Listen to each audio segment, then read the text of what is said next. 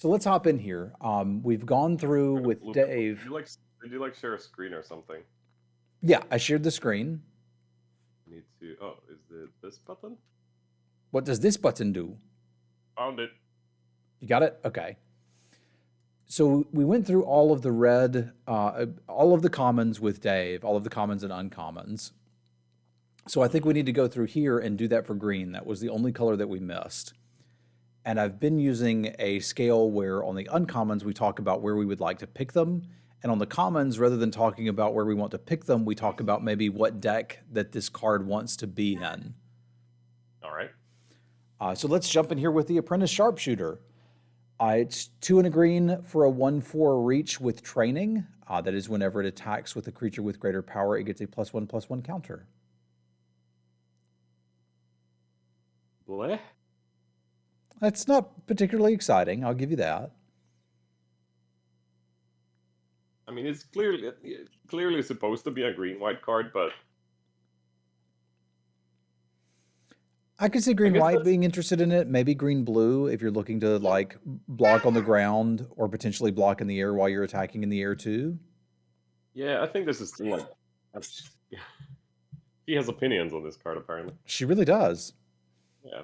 I mean, this reads to me like a sideboard card, but at least the thing it has going for it, unlike the other training cards, is that it probably survives the first attack when it turns into a full 2/5. Yeah, which I think is a good thing. And as it turned out, Bird Admirer was a little bit better than I thought it was going to be in the last format because it turned into a 3/5 pretty quickly. This could turn into a Yep. 2/5 pretty quickly and do most of the same work. So Yeah, but it has to attack, so it it's gonna does. be tapped for a while, Yeah. which is why I'm kind of down. Like I usually like these like cheap giant bot reach blockers, but this has to be tapped for a couple of turns before it's a good reach blocker.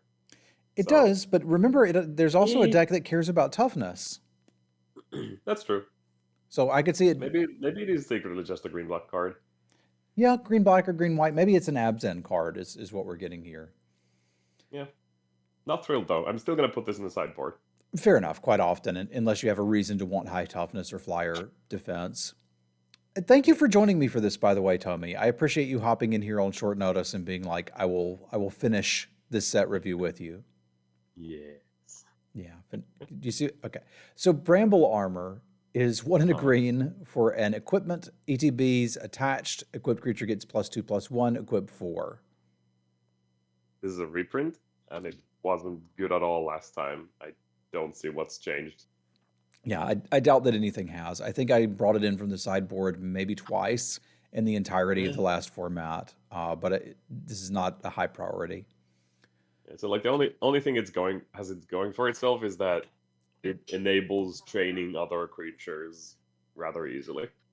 That's interesting. I guess that's what it's supposed to be here for. And there are some, like a few unblockable creatures in blue.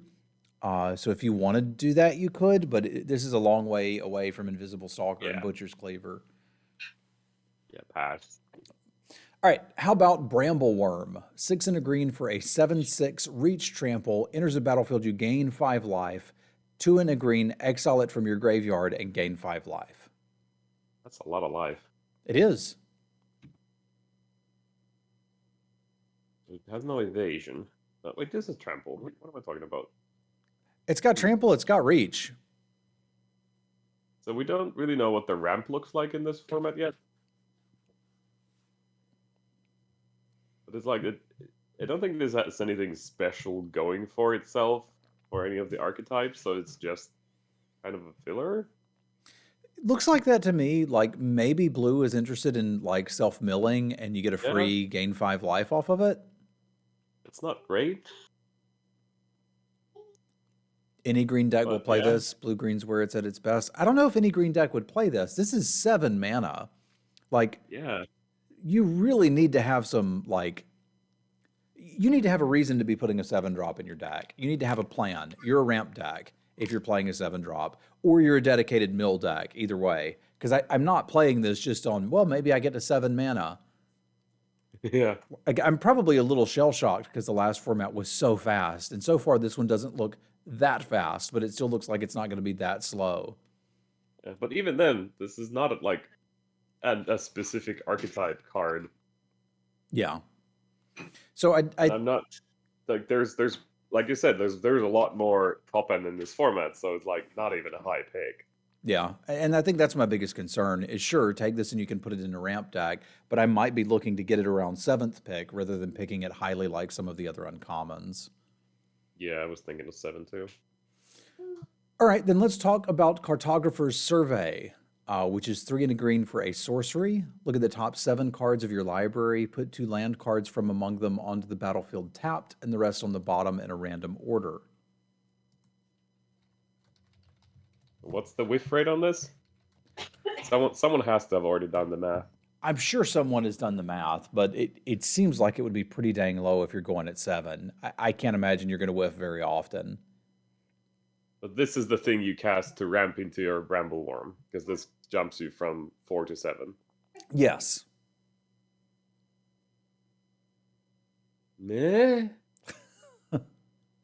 That's kind of how I'm feeling too.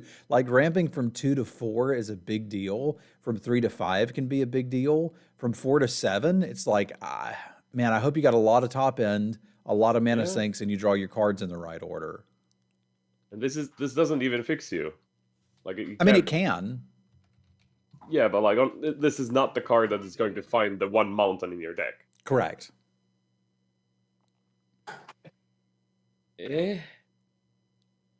No, I might just like pass on this completely. Yeah, I think if this wheels and I found myself in a rampy deck that doesn't have a better way to ramp, we can talk. But I don't think I have much interest in this card. No. I mean, we've seen 4 mana get 2 lands into play plenty of times, and sometimes it's good and sometimes it's bad. But this one is not striking me as great. Find the specific ones. Exactly. Yeah. That's my problem. This is not fixing. This is just purely ramp. Well, it's fixing in the same way a Terrarian was fixing. I believe I heard her opinion on that, and we'll move on. Cloaked Cadet is 4 and a green for a 2/4 with training. Whenever a counter is put on one or more +1/+1 counters are put on one or more humans you control, draw a card once per turn. Well, I mean, training archetype is green-white, so that's where you put this, but... how high is this? Yeah, that's the interesting question on this one, is how highly are you going to take it? Probably, like, presuming that the archetype revolves around doing a lot of training, this will draw you a card every turn. Like, on the turn you put this down, it will immediately draw you a card when you attack with some other dork, right? Yes, I think that's the dream, and that's why it's justified as a 5-drop. Yeah.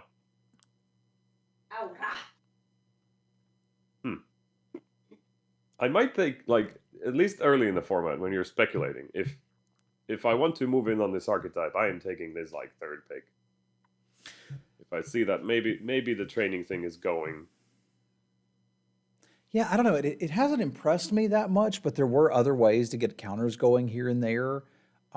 This is certainly a powerful ability. I was thinking closer to 5th, but I mean, we're close to each other there. I feel like I would... Like, this would be better and worse if it just started as a 3/5, right?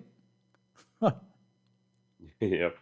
Yeah, this is an interesting mechanic, and I'll be interested to see how it plays out. Because it feels like if you ever have to block with your training creatures, you're just kind of going to die. Yeah. This is either going to be the 3rd pick, or then it's going to be like, we could wheel these. Yeah. Depending on how the format evolves. It's almost like if your training deck's really good, this makes it better. But I'm not sure what... well, you know, I liked Dave's theory. I don't know if you heard him talk about this, that there's a slot for different types of cards in your deck. And this is your card draw slot in green-white. Looking at it under that lens, I can see it being a higher peg. All right, let's talk about Crawling Infestation, which is 2 and a green for an enchantment. At the beginning of your upkeep, you may mill 2 cards. Whenever one or more creature cards are put into your graveyard from anywhere during your turn, you get a 1/1 insect creature token once per turn. Only once per turn, huh? And only on your turn. Only on my turn. Why did it... What? Like, I can understand the Cloaked Cadet having the restriction of once a turn, but why does this have once a turn restriction? I don't think they want you to be able to go like super insane with the exploit triggers if you were doing this in like a Sultai deck. I guess so. That What else are seems you doing with the 1/1s? I don't actually know. Maybe there's some sort of team pump. We saw that in green white, but I don't know that we're terribly that interested in it. You need to be interested in getting cards into your graveyard and then have some leftover 1/1s, which sounds like a blue-green deck that has some exploit in it. Yeah, and some of those flashback creatures. Yeah. You get some disturbed creatures going. Maybe we've got something. Still not a very high pick. This is like pick it on the wheel and then be like, maybe if it comes together, I might put it in my deck. Yeah, I think I'm with you there. Crushing Canopy is 2 and a green for an instant. Destroy target creature with flying or destroy target enchantment. Still a sideboard card, even with all the disturb enchantments going on, I think. I think so too, because I don't think you're very happy to like pop the enchantments. There may be times where you have to. So Yeah? bring it in, but I don't think I'm on main decking this. No. Dawnheart Disciple is 1 and a green for a 2/2. Whenever another human enters the battlefield under your control, it gets +1/+1 until end of turn. So like the dream scenario is it's 2 mana 3/3 every turn. And I think it is some amount of time. Yeah, presumably like if you have the dream that you have a bunch of humans, this is gonna be a 3/3 on turn 3, 4, and 5 when it's a relevant card. Mm-hmm. Is there a particular deck that wants this, or obviously a human deck is going to get the most benefit out of it? Yeah, I'm gonna assume again green, white, red, like Naya colors have all the humans in them because of the werewolves, and green, white usually just being a human thing. Yeah, so like aggressive decks in general. So again, presumably Naya colors, if anyone. Okay. And we would ideally not want to play this in our kind of slower, grindier decks, but you could. Yeah. Okay. It's still. I think it's still even a filler for an aggro deck. I think so too. Hopes it's a filler. Yeah. Well, I mean, I could see this being pretty good in an aggro-focused deck, and it's interesting that the +1/+1 could allow it to train some cards that a 2-drop normally wouldn't be able to train. So, like, I can see some synergies going on here. But I think you called it. This is a Naya card. Dormant Grove is 3 and a green for an enchantment. At the beginning of combat on your turn, put a +1/+1 counter on target creature you control. Then, if that creature has toughness 6 or greater, transform it into a 3/6 vigilance that gives your other creatures vigilance. It's that line. But the front side's kind of derpy. It's kind of derpy because it's going to take a little while to go, which means I'm probably most interested in this in the butt deck. So it's like play this and it immediately flips. Is the hopes? Yeah, you play it, move to combat, put a counter on something. You've got a 3/6 for 4. Yeah. How much value would you put for just the front side? Every combat you get a +1/+1 counter. That's like half of Citadel Siege, right? It is, and it's reminding me of the Contortionist troop that we had in the last set, which you really weren't attacking or blocking with very often. You just wanted your counter. Like, I think this is fine on both sides. I think a deck that's interested in big butts could be interested in this, but I think any aggressive deck is going to be happy with the counters.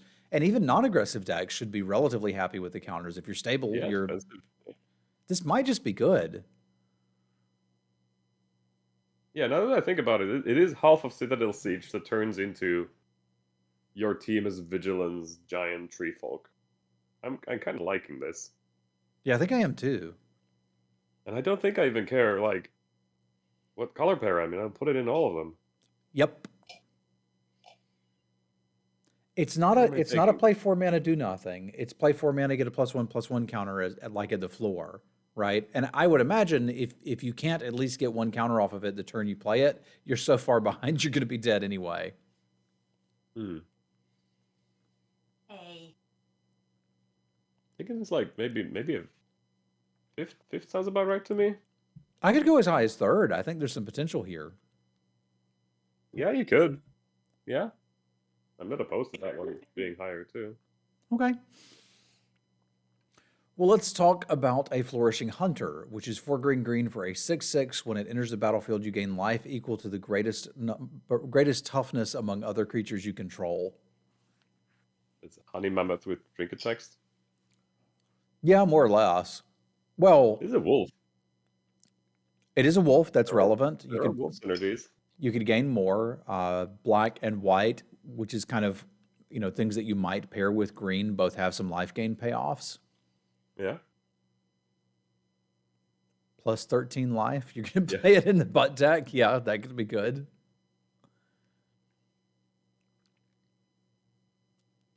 But it's filler. It's kind of like, I think this is almost replaceable with the worm. It's filler top end for any color pair. Sure, but like it's also Extra interesting value to in. me. Like Honey Mammoth was terrible in its format, and Ravenous Lindworm was pretty good in its format. So I wonder which one we're in, right? Yep. So that's the question. But I do think this is top end for any deck that wants it, and it looks a little better in the abs end colors where you might get some payoff for the life. But you still like, even for the pay of like the life gain decks, because you're not in black white itself, which is like where it's supposed to circulate around the life gain. Mhm. If you get if you get any payoff of the life gain, it's just gonna be like pure happenstance because you drew the one payoff and this in the right order, and Yeah, I don't think it's going to happen you're that likely often. not to have like a deck full of life gain payoffs, is what I mean. Yeah, agree. It is nice that it'll it's one of those weird things. Like if you just play this to try to stabilize and your board's already gone, you're not gaining any life. So it's almost like if you, That's awkward. yeah, if you stabilize, because there's plenty of times I'd play the Lindworm and it stabilized me by itself, and this isn't going to do that unless the stats do it. So it's interesting. It can give you a lot of HP if you were already not dying. So I don't know. I'm not super hype on this, but if you need a 6-drop, it's cool that there's one at common. Yeah. Hookland Mariner is 3 and a green for a 4/4 human werewolf with Daybound, and it transforms into Rip Hook Raider, which is a 6/4 that cannot be blocked by creatures with power 2 or less. Looks like a very premium green common creature. Yeah, I think I'm pretty happy with this one, and I don't care what deck it goes in. 4 mana 4/4 looks good. All decks, all the time. Yeah, I'm with you there. Let's do it. All right. Infestation Expert is 4 and a green for a 3/4 human werewolf. When it enters the battlefield or attacks, create a 1/1 green insect creature token. And then we have Infested Werewolf, which is a 4/4. When it enters the battlefield or attacks, you get 2 bugs. Okay, so it's like 5 mana, 4/5 worth of stats. Those are pretty good stats, and you might get more stats if you get to attack with it. It presumably makes at least 2 insects on its lifetime. Probably, unless you're needing to block with it. But yeah, you're at least getting a 4/5 for 5, which seems fine to me. That power level seems common, so I really need to be doing something to make sure I'm getting a lot more insects than that.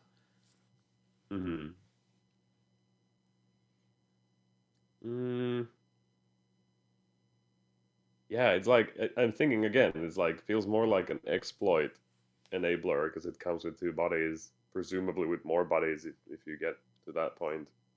Which makes me Than a think that this is a werewolf. Sultai uncommon. Yeah. Yeah. And I'm not even that, yeah, I'm with Dave here. I'm not even thrilled about it there. No. Kind of down. Don't think this is a high pick on it at all. Not either. Like if I see it 7th and I'm in green, let's take it. Like the stats Yeah. aren't bad, but like a 4/5 for 5 is a common. So the upside for this is I jump through all these hoops and I get a lot of bugs, and I don't even know what I want to do with the bugs. Yeah. Yep. I wonder if exploit was supposed to cross over into green, and at some point in development they cut it.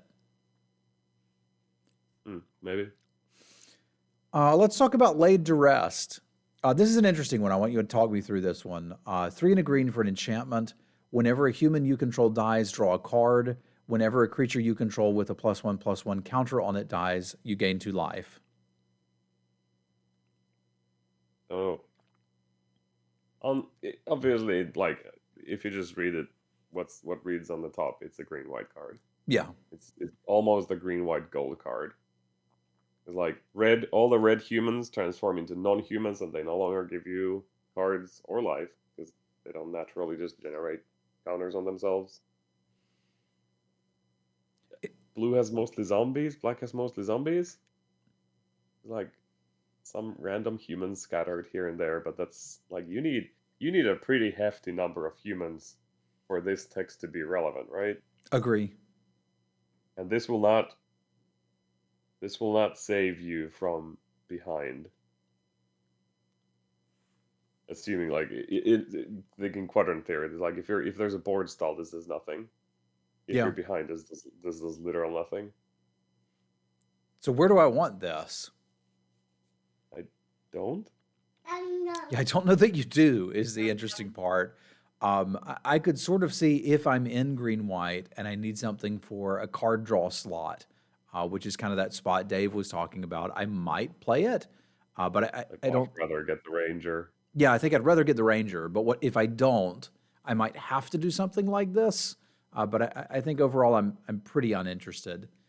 So thank you for walking us through that one, because I was thinking I'm not sure that there's anything here, but I was like, if anybody's going to find it, it would be Tomi. So if you're out, I'm out too.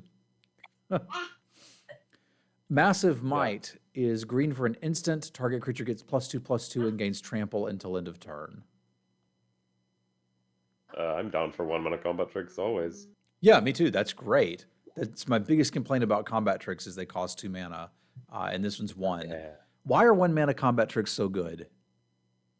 Because it's so easy to have 1 mana left over. Yeah, it's really easy to hold them up, and this one does everything you want. It can protect something from damage-based removal.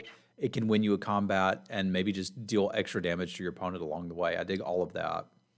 Yeah, I'm down for this. Many copies in all of my green decks that attack. Well, you say many, more than 2? If I don't have we haven't seen a fight spell yet, but like if there's not a lot of removal in my green deck, I'm playing many of these. Okay, like I could play 4 of these. Okay, there is a fight spell. I don't think you're going to be playing 4 of these. Yeah. Moldgraft Millipede is 4 and a green for a 2/2, ETB, mill 3 cards, then put a counter on the Millipede for each creature card in your graveyard. Average deck has 15 creatures, so you're probably going to hit about 1. Yep. Turn 5, you've maybe traded off your 2-drop, so you get a 5-minute 4/4. Which I think means that this does not belong in any deck that isn't doing some self-mill. Bart? Yeah, no. We had this card, very similar, in one of the Ravnica blocks that had Golgari in it. Rhizome Lurker, yeah, I think was the card. 4-mana 2/2 with the same text except it doesn't self-mill. And that was like super mediocre. It was, but self-mill was not an archetype in that format. Yeah, but this is more expensive. It is. It does self-mill, but it's I think just the self-mill on itself is not gonna save it. So you need to be in a lot of self-milling archetype. Yeah. So green-blue again. Yeah, and I think that's the secret here. Is this is a green-blue card that is not only a reward for self-mill, but also an enabler for more self-mill. So I think once you're in that archetype, it's not embarrassing to put 1 or 2 of these in the deck.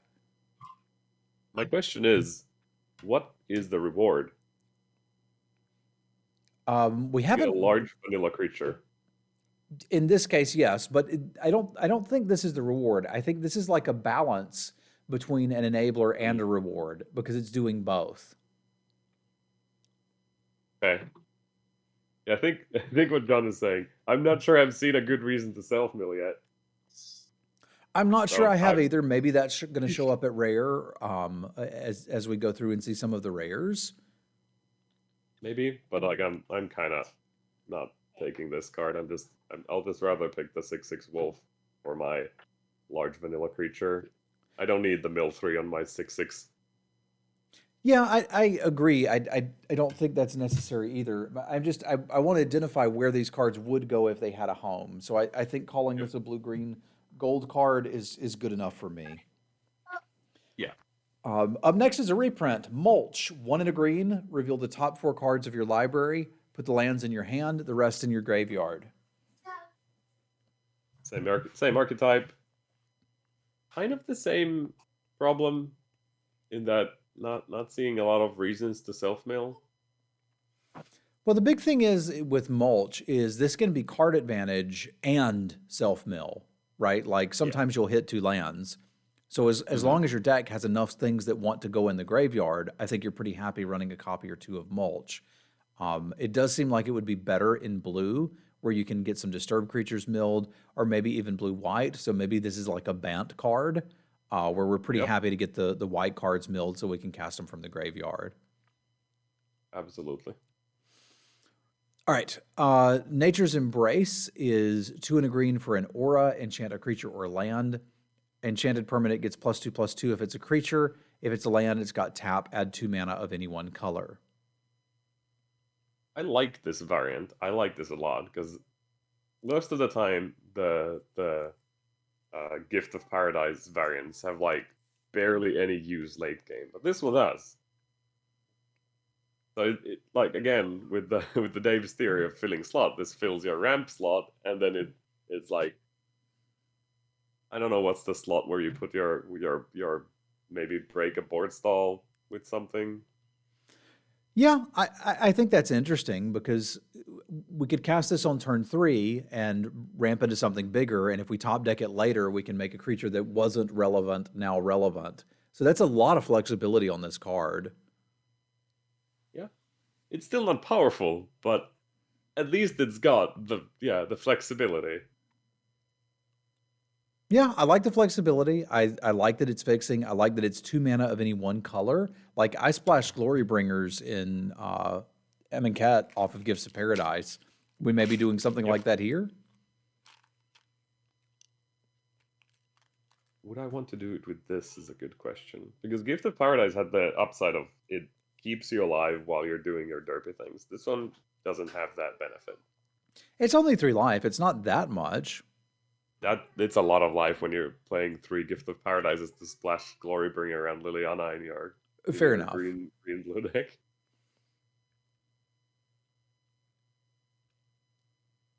Not, I don't think any specific archetype again wants this. Okay, then I'm going to call this a card that you're interested in if you want ramp. Would that be fair? I think it's more for the ramp than the fixing, but because now we've seen 6-drops and 7-drops, so there's at least a little bit of reason to be ramping in kind of any green deck.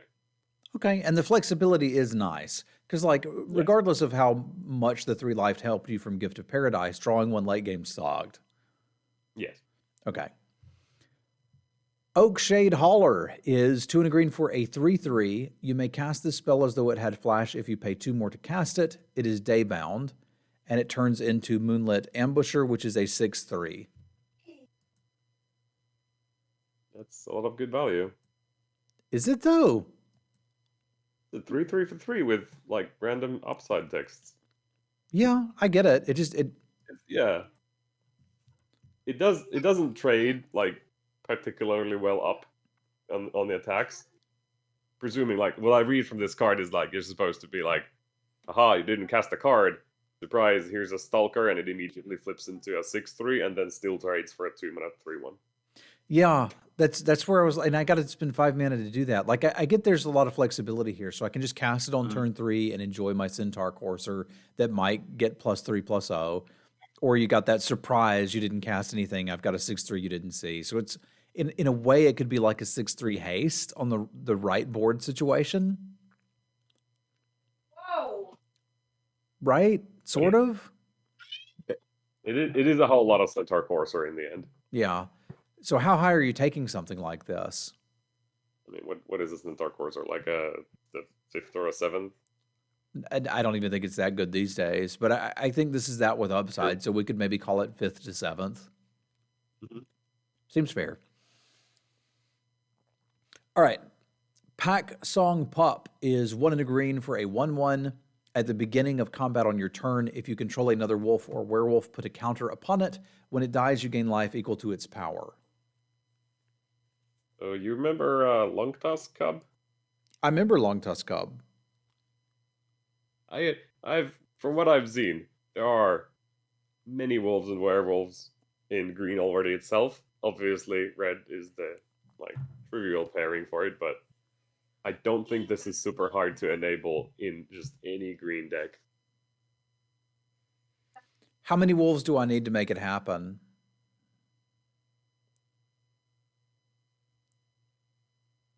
Six-ish maybe sounds something like that. Okay. And I think I like it as long as I can get one counter on it. So where do we take It's already it? up to two, yeah. 17 wolves below rare, John is telling us. There's plenty of wolves. Just wolves or werewolves or in all the colors or just green? Yeah, it's everywhere, both. 17wolves.com. Yeah, I think we've got enough to make Red-green. this work. Yeah, I like this so much, especially if like obviously if I'm in red green, in like packs 2 and 3, I'm just like jamming this over most rares because it's gonna be huge. Yeah, this is going to get pretty big pretty quickly. You definitely don't need the 1 mana wolf for this gaming room. No, that is not something I want to do in limited. I want to play this on turn 2 and then play a 3-drop wolf and then start to get ahead. Because if I have the 1 mana wolf in my deck, I might draw it sometimes, and that would be a catastrophe. All right, but we can talk about vanilla tests and how creatures work later. I think I'm taking this as highly as 3rd. Yes. Reclusive Taxidermist is 1 and a green for a human druid. It's a 1/2, taps for 1 mana of any color, and it gets +3/+2 as long as there are 4 or more creature cards in your graveyard. I like werebear. Yeah, me too. That's kind of exactly what this is, isn't it? Yeah, pretty much. Like, essentially, it is werebear as far as like draft limited is concerned. Yeah, because like getting 4 creatures is about as hard as getting Threshold. But we're going pretty far back to talk about Werebear. So at Uncommon, what are we doing with this? It's a mana dork. It'll ramp us on 2, which is kind of the best spot to ramp. It'll let us start casting our 4s and 5s earlier. And then as the game goes on, it naturally becomes a little better over the course of the game and turns into a 4/4. Doing a 4/4 is amazing in evenly late game. It is, because you could potentially do something else. So do I need to be self-milling for this to be good? Nah. Nah, you just put this in, eh? It's a mana dork. Yeah, just put it in any deck. All right, how early are you taking it? 3rd. All right, yeah, sold. Let's do it. Retrieve is 2 and a green for a sorcery. Return up to 1 target creature card and up to 1 target non-creature permanent card from your graveyard to your hand. Exile Retrieve. What non-creature permanent cards go in the graveyard naturally? Enchantments, artifacts. Yeah. What enchantments? I guess auras. There's a dead weight variant. Oh yeah. There's a pacifism that eventually dumps itself in the graveyard. Land if you milled them. You can mill your own auras. Yeah, self mill aside, because this is obviously like, if you this is one of the payoffs for I've self mill a lot, so this is it's a green divination that you can't play on turn 3, sure. But I'm trying to think like, would I put this in red green? Is there any non-creature permanents in red green that go in the graveyard? I don't think so. But is there like, you haven't looked at artifacts, right? We Because I started haven't looking. either. We started looking at some of the artifacts. It didn't look like there were any that were going to naturally go there. There's Yeah, like there's no like silver bolts or anything. nothing exactly like that. No, there was a black artifact that puts itself in the bin, but I mean, it's not hard to imagine there'd be stuff to do with this in black. There is some self-contained self-mill in green. Yeah. I think it is like I'm either there's very obviously green blue self mill going on. I might see this in something like white green where you can pick up the auras, or blue green. Blue green already has, we already established that, but like blue green, blue also having the auras and the the blue white archetype. So kind of a banned card in my mind, but slightly less in the white side. Yeah, I was pretty excited about this initially until I saw non-creature permanent. I thought I was going to get a creature and a non-creature, and I was going to be like, that's pretty good. Yeah. But I think this is just 3 mana Raise Dead, which I'm not super interested in. Yeah. Which means like pack one, pick one. I'm not looking to take this any higher than wheeling it. Later, if I am deep into green blue and I see one, I'll take it higher than that. But not a reason to go into green blue. But for sure, for me, this is a reward for having been in green blue. Yeah. Rural Recruit is 3 and a green for a 1/1 with training, and it enters the battlefield with a 3/1 pig.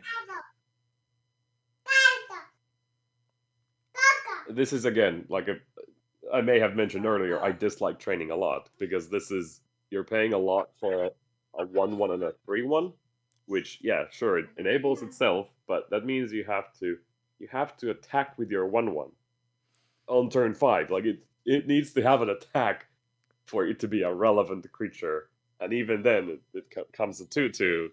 So it's like Yeah, you kind of need to be able to attack with a 3/1 and a 1/1 for multiple turns. And if you're doing that, you're probably winning anyway. It's yeah, not a it's like bad stat line. Like we've played 4/2s for 4 before, but it has been a bit since they were actively good.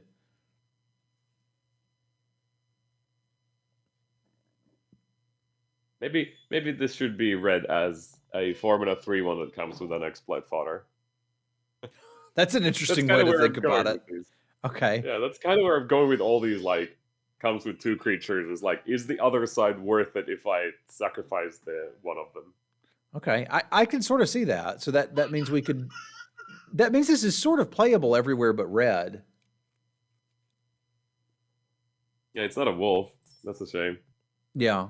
It's not a wolf. Red's not going to exploit it. Red's not really doing a lot of training. But you could put this in all of those decks and it's fine. I would just hope that I have better 4-drops. Yeah. Okay, that's fair. Saw Blade Slinger is 3 and a green for a 4/3. When it enters the battlefield, choose up to 1. Destroy target artifact and opponent controls. It fights target zombie and opponent controls. How specific? Very specific. So it shoots. It slings at some blood against red black. It fights zombies in blue black. Does nothing against green. It does nothing against white. Maybe destroys an equipment or something. Maybe there weren't really any. Yeah. If it could hit enchantment, so it would be good against white as well. I think this is a whole lot of trinket text on your Borderland Minotaur. Yeah, I mean, that said, it is a Borderland Minotaur. Like, I'm not unhappy to play this. I just don't know that I'll pick it high enough as an uncommon to get to play with it very often. Yeah. It is a human archer randomly. There's a lot going on with this card that I don't understand. I think I would take it 7th if I was already in green. Yeah. Yeah. Filler for a 4-drop regardless. Yeah, I might even rather have that 4/4 that flips. Yeah. Yeah, not a high pick because we've seen better commons. Yeah. Yeah, that's a weird uncommon. Sheltering Bowels is 2 and a green for an aura enchant creature. When it enters the battlefield, draw a card. Enchanted creature gets +1/+3. Hmm. Green aura. But you want blue-white auras, not green auras. Yeah, but you could go into a green-white aura deck. Like the pieces are here Yeah. for it. It enhances bots, but I don't know if that's relevant enough. Yeah, I think the butt deck is already going to have butt creatures. It's not going to need this. This is sort of free because it throws a card. Yeah. Okay. I don't know. When's the last time we've had an aura that draws a card?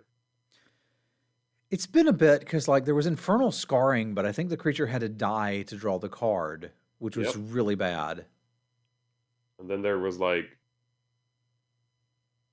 in Amonkhet there was of course the cartouche, Yeah. but that also gave flying, which was more relevant than a random stud line. Yeah, quite a bit. I don't think this is considered a cantrip because you have to have a creature on board and it costs 3 mana to cantrip. And if they do something with the creature, you're in trouble. There was technically Oh, I one mean, in obviously. Zendikar Rising where you could put a +1/+1 counter on something and then draw a card. And if they bounce it in response, you kind of got blew out. Yeah. So I think this kind of reminds me of that in that it's a card that I couldn't really say anything bad about, but I never played. Yeah. So I I think suppose if you find yourself in green white auras somehow and you're like, I need some more auras, this is one. yeah. This definitely needs like Cetacean training had a keyword trample on it. There's this is just vanilla stats on a card. It's pretty good stats though. Like a Yeah. free 4 points of power and toughness is a big deal.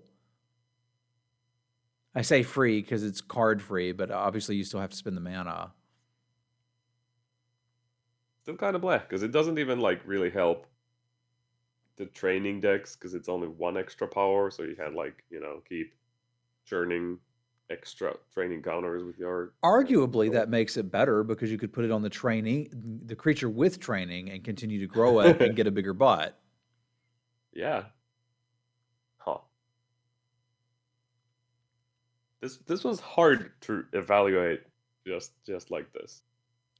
I think so too, but I think if it's going to have a home, it would be in a Bant deck that's looking for auras, so Bant colors. Yes. Yes.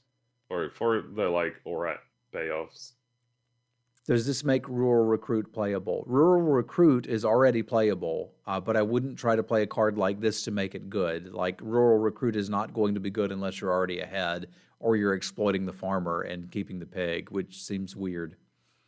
Either way, this is on the Snarling Wolf, which is green for a 1/1. You can spend 1 and a green to give it +2/+2 until end of turn, and only do that once per turn.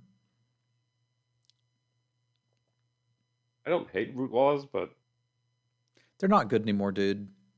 no, they're not. And this one's I think this is worse than a root walla because root walla has the threat of activation that this is a 2/2, which will deal a relevant amount of damage to you. If you block it, I'm just gonna eat your creature. This is not gonna deal a relevant amount of damage to your opponent unless you activate it. Yeah. Eh.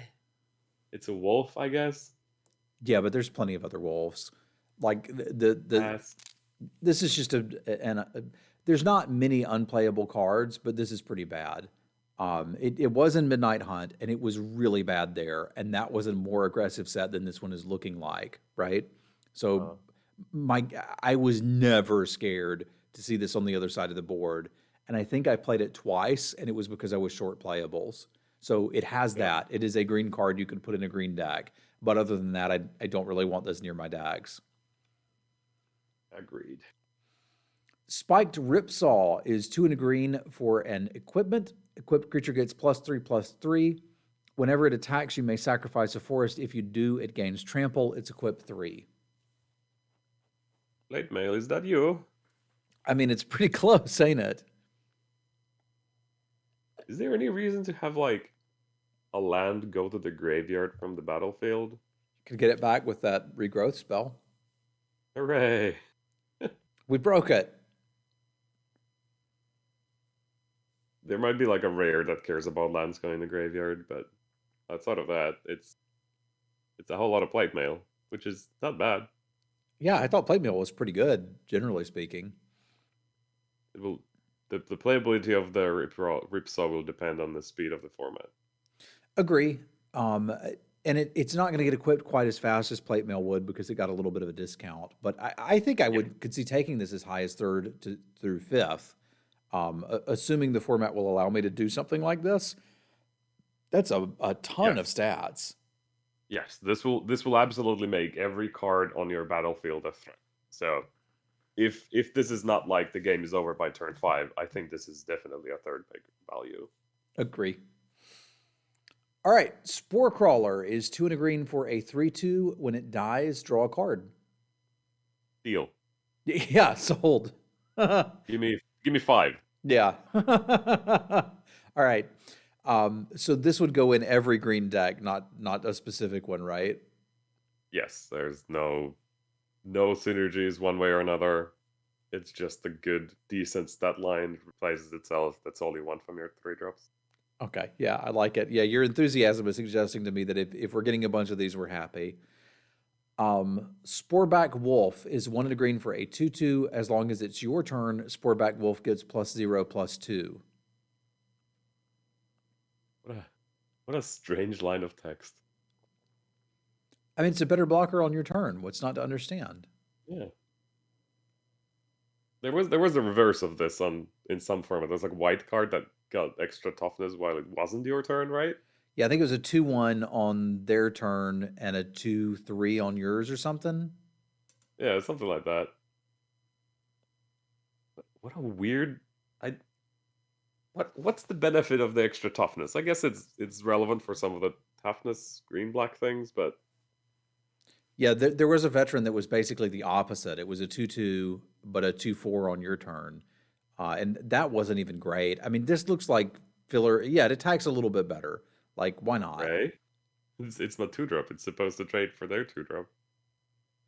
That's generally what I want, but Oh, Heart of Inner was just oh, it's the same literally this. card. Okay. That wasn't great. That was not great. Yeah. It's so if I have a wolf synergy, I'll take these, but otherwise, eh. Yeah, I'm not super excited about it. But I mean, you're going to need 2 drops. This is one, so that Yeah. seems fine. There's one I'm more interested in coming up next, which is a Toxic Scorpion. 1 and a green for a 1/1 Death Touch. When it enters the battlefield, another target creature you control gains Death Touch until end of turn. Oh yeah, that's really good. Enables an attack that you didn't have before. Maybe Invasion on one of your blocker. low toughness or low power training creatures. Yeah. Yep. I'm game for this. Yeah, I think I'm pretty happy for this one, and I think I can put this in all of my green decks and be pretty comfortable with it. Yes, I'm thinking like they all the green decks want to attack relatively like mid-rangey style. Green blue might be the slowest, but even that's still attacking with their 2 drops all the time. So yeah. Yeah, let's do it. And it's not even that embarrassing to just play it out on turn 2 and have a decent blocker. If you need it to trade with a No. 2-drop, it'll do that. Rated everything, yep. Weaver of Blossoms is 2 and a green for a 2/3 human werewolf. You can tap it for 1 mana of any color, and it's daybound. Transforms into a 3/4 that taps for 2 mana of any color. That seems okay. I mean, this is fixing at 3 mana on a body that I'd be comfortable playing anyway. Yeah. We doing 5-color green stuff here, man? Like, if anybody's going to do that, it's going to be you, right? There seems to be a lot of like potential fixing. We saw that it was an uncommon 2 drop. Taps for any color. We saw the Gift of Paradise variant at common. This guy. Yeah, that's a lot of common fixing. And I think there's Evolving Wilds in here too. There is. That is a lot of green fixing. So is there secretly like green decks might potentially just be 3 colors very easily? I think so, which brings a lot more like, what are we doing with these bloody insects? Puts that a lot more into focus. We are exploiting Hmm. them. because we're Yeah. just playing Sultai.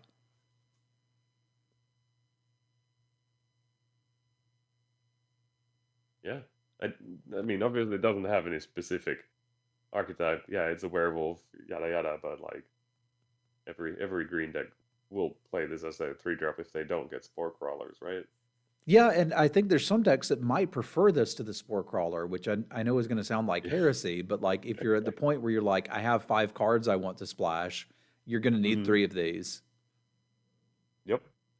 So I think this is kind of sure, any deck will take it, but we're really looking at this for a green deck that wants to splash or play like straight up 3-color decks. Yep. All right, Witch's Web is 1 and a green for an instant. Target creature gets +3/+3 and gains reach until end of turn. Untap it.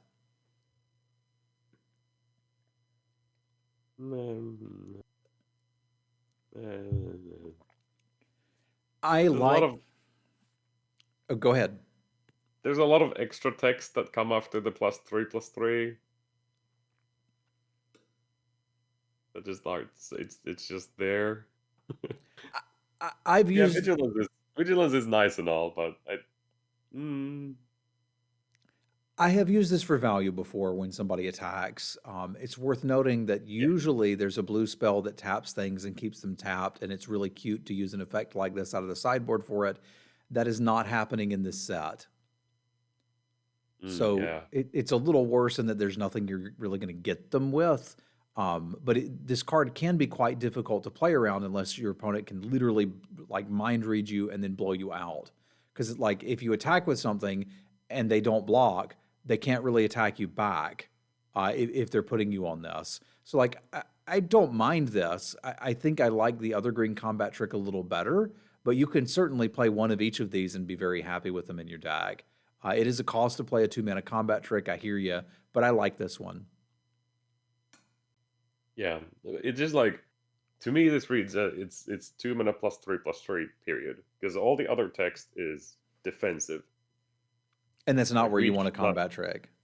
yeah, that's not where you want the combat trick exactly. So it's like the +3/+3 itself needs to be the thing that is worth 2 mana. And it's not quite. I mean, we have a better one, so it's like if I have to, I can play this, but I'd much rather do a lot of other things. Agree, agree. And fair enough, Timber. There are some freeze effects like Frost Breath, but like I don't know how much play those are going to see. They're typically not very good. All right. Anyway, this is certainly a playable combat trick. Your mileage may vary. We waited till the end, but we got there for Wolf Strike. 2 and a green for an instant. Target creature you control gets +2/+0 until end of turn. If it's night, then it deals damage equal to its power to target creature you don't control. Needs to be night, huh? Does it though? No. I mean, like, for you to get the extra power pump, it needs to be night, Mm-hmm. which means your dudes are already huge. Correct. So this makes your dudes huger when you don't need it, but you're always Right? getting to punch, right? Yes. And while we've seen 2 mana punches, a 3 mana instant punch, still great. Still great. Yeah, this looks like a premium green common to me, like the best one I've seen so far for sure. It is a common, which doesn't always happen. Yeah, we've got It solid removal. Like we had is instant no speed. clear shot. Yeah, it's not clear shot. It's not never going to be clear shot. No. But it's so much better than the instant speed fight we had in the last set. Like that one I usually didn't play. I think I'd play 3 copies of this one. Yes, for sure. And it is a green common removal spell, so this is almost first pick worthy. Yeah, I mean, I could see it. Like it's pretty clearly the best green common. Do be careful when you're using this if you're newer to limited and haven't played cards like this. They can get you if they bounce your creature in response to you using this or kill it. You can end up getting 2 for 1. So be careful when you do this. There's times you'll just want to do it on your turn anyway. And our last green common / uncommon is the Wolfkin Outcast. This is a 5/4 for 6. Costs 2 less if you control a wolf or werewolf. It's daybound and transforms into a 6 5 called Wedding Crasher. Whenever Wedding Crasher or another wolf or werewolf you control dies, draw a card.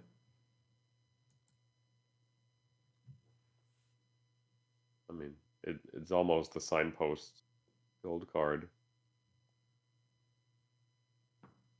But I don't necessarily hate it in non-red green. Because you You could do have kind some of like, wolves, right, in just green. yeah, there's just like random, sometimes you might get it for cheaps. But I think if you're in red green, you would just play the front side of this. If you're in any other color pair, if you get this to flip, that's where it's like, all right, now this was totally worth a card. I mean, it's obviously worth 2 cards, but Yeah, I think I'm more excited about this in red green. I'm with you there. I could see taking it as highly as fifth in pack one, but if I'm in red green werewolves and I have enough of them that, or just in a green deck that I think I can reliably land this for the yeah. discount, because like for 4 mana this is great. For 6 mana it's okay.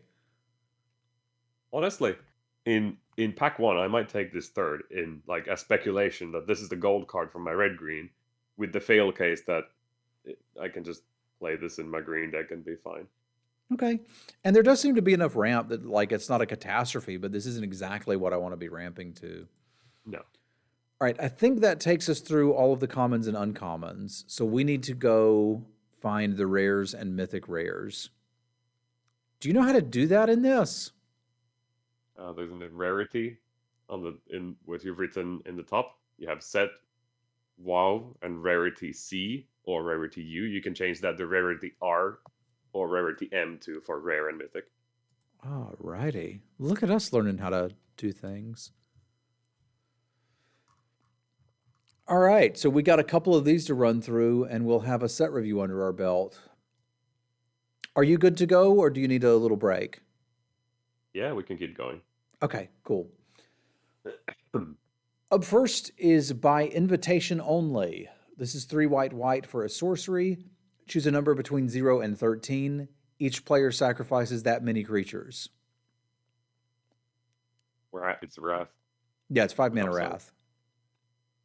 It's a lot of upside, honestly.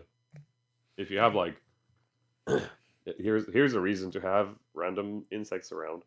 You choose number of creatures that your opponent controls, and you just sacrifice some insects, and it's still left over with whatever else you had. Yeah, and there are scenarios where you technically have more creatures than your opponent, but you still need to Wrath. And in this case, you can keep your best ones.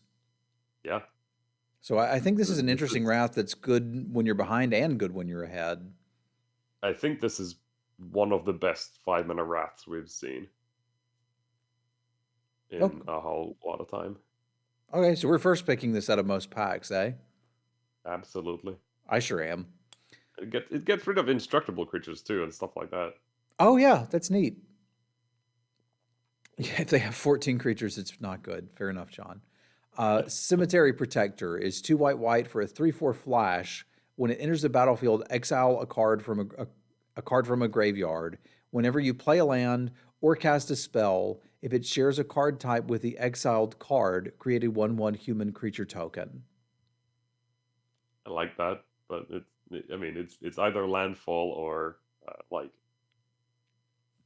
Sorcery Fall, monastery instant mentor type. Yeah, when you cast a creature, you take another creature. creature fall. Oh, yeah, creature fall. Yeah, kind of.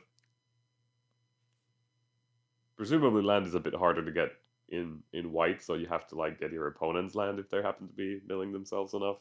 Or Evolving Wilds, like that's around. Oh yeah, yeah, yeah. It's a great card on like decent stat line. Flash is probably gonna eat something, and then it has nice flavor text for making some extra humans. Yeah, this seems like another first pick out of a lot of packs to me. Yep. Faithbound Judge is 1 white white for a 4/4 Defender Flying Vigilance. At the beginning of your upkeep, if Faithbound Judge has 2 or fewer judgment counters on it, put a judgment counter on it. As long as it has 3 or more judgment counters on it, it can attack as though it didn't have Defender.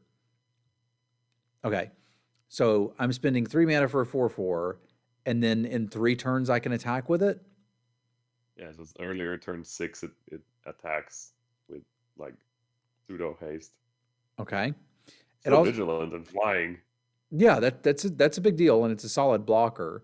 I'm just like Yeah. it's a serious delay before you can attack with it. Mhm. And it has Disturb for 7 for Sinner's Judgment. At the beginning of your upkeep, put a Judgment counter on Judgment. If there are 3 or more Judgment counters on it, enchanted player loses the game. I would play both sides as a separate card. Yeah, fair enough. So this is just a solid blocker that will eventually start attacking and killing them, and it dies into an enchantment that it is going to kill them. Yes. Okay, so this is just another first peg. Yes. Okay, okay. Alrighty then. You could also mill it and then just cast it and be like, yo, you got 3 turns. Good luck. Hallowed Haunting is 2 white white for an enchantment. As long as you control 7 or more enchantments, creatures you control have vigilance and flying. Whenever you cast an enchantment spell, create a white spirit cleric creature token with this creature's power and toughness are each equal to the number of spirits you control. Do I get a token when I cast this? Nope. It's the text is only in effect once it's already on the board. Okay. The formula do nothing, and then the blue-white deck, I guess, can start making extra spirit creature tokens that are on the ground and slightly large. It can, but like our removal suite in white is a pacifism. We saw some auras Yeah, in green. We saw some like enchant lands in green. I think you could make this work. yeah. This is definitely like pack one, pick one, take this, and build around it. You probably can make it work too great in pack 3. Yeah, and I worry about like if I have my enchantment deck and this is my payoff, but I don't draw this before I draw all of the enchantments, I start to get worried.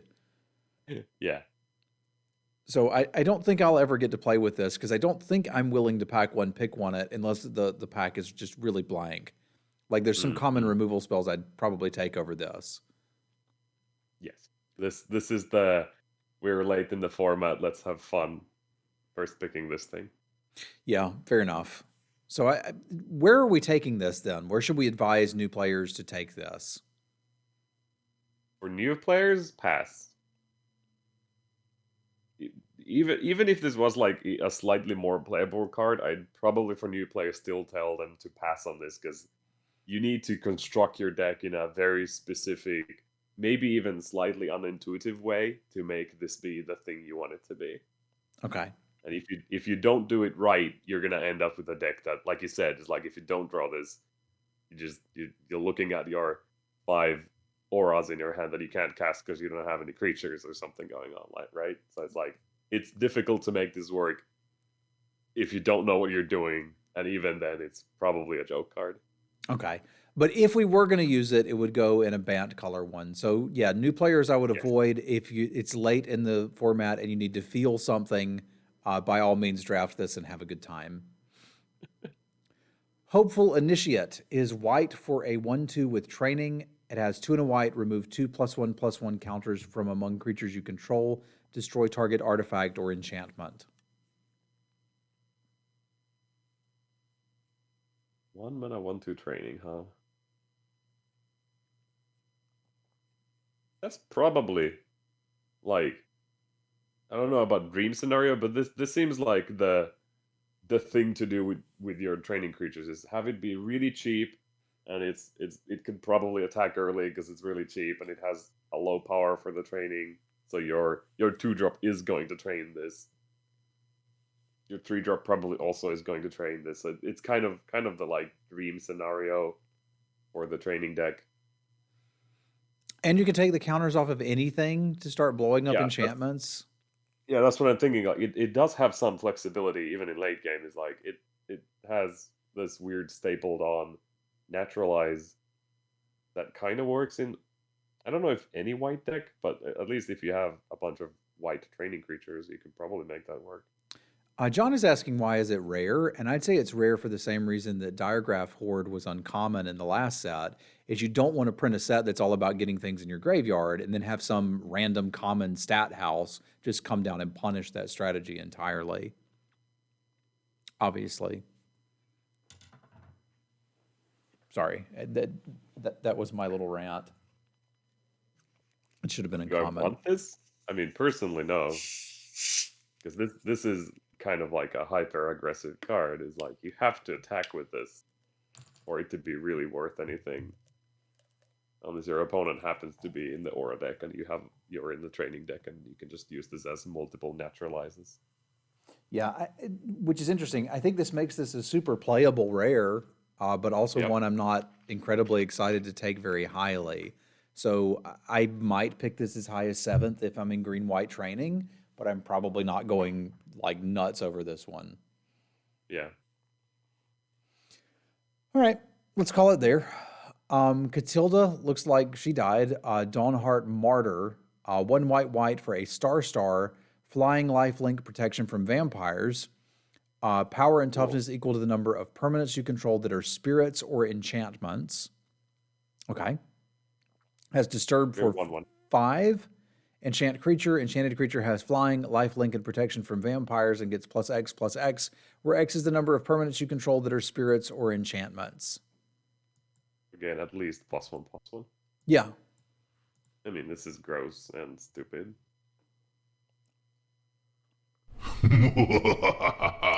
Big Mac, thank you for the resub. Y'all spam some cats for Big Mac. Gross and stupid, so we pack one, pick one it? Always. Okay, yeah. Some of these need some discussion, other ones don't. That one's just good. Lantern. Yeah, oh, go ahead. Stupid baseline 1/1 flying lifelink for 3 that turns into a +1/+1. Wasn't there like an uncommon with less text that you were already super hyped about? Yes. Yeah. Anyway. Yeah, and that is the play pattern of most of these disturbed creatures in white and blue in this set is you basically tape the front of the creature to another creature. All right, Lantern Flare is 1 white with kicker. It deals X damage to target creature or player, and you gain X life. X is the number of creatures you control at instant speed, or you can cleave it for X white-red and just have a fireball. So this is like target creature or planeswalker, not player. Target creature or planeswalker. Okay, so this is a creature removal spell. Yes. Okay.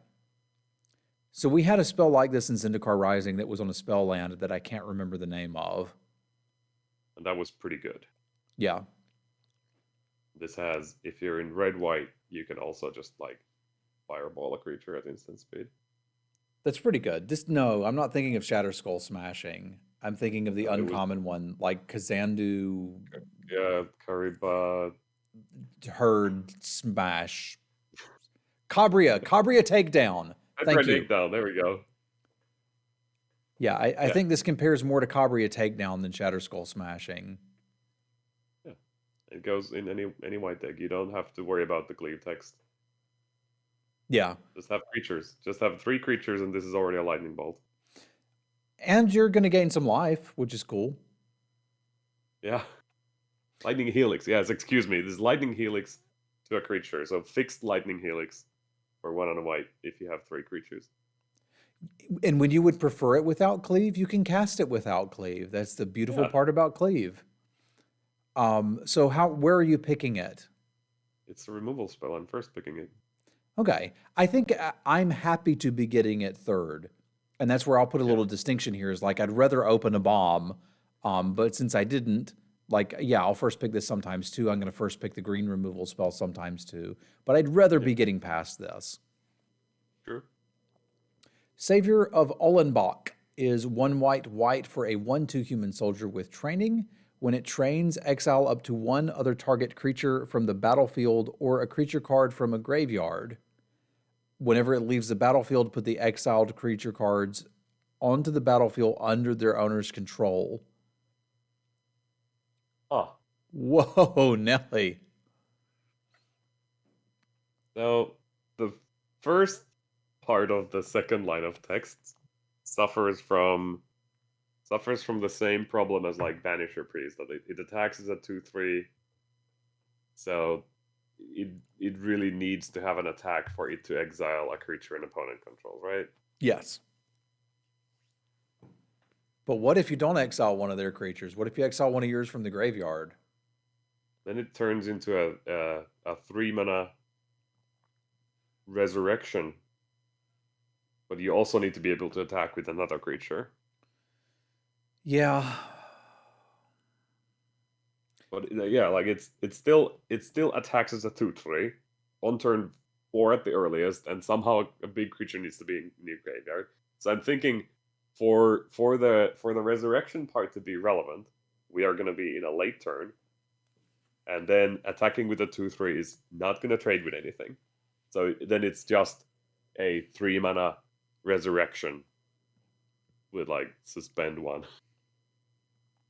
Yeah, this stuff may be bad. Like the more I'm looking at training, I'm not sure how I'm supposed to get it done. I guess with combat tricks is the answer. Like if I can exile something Yeah. from my graveyard, have you be like, fine, I'll block it, you get the raised dead, and then I kill you, that's good. It does force itself through potentially by getting one of their blockers out of the way. Like they're gonna have to respect that you can attack with it.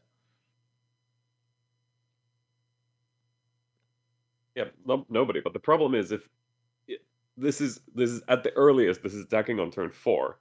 So if your opponent has a pair of 3/3s or something, it can't attack. So it can't exile one of the creatures. So it's just sitting there as a 1/2. But it is also That's the preventing them problem I have from with all attacking training you with the creatures. 3/3, right? Yeah.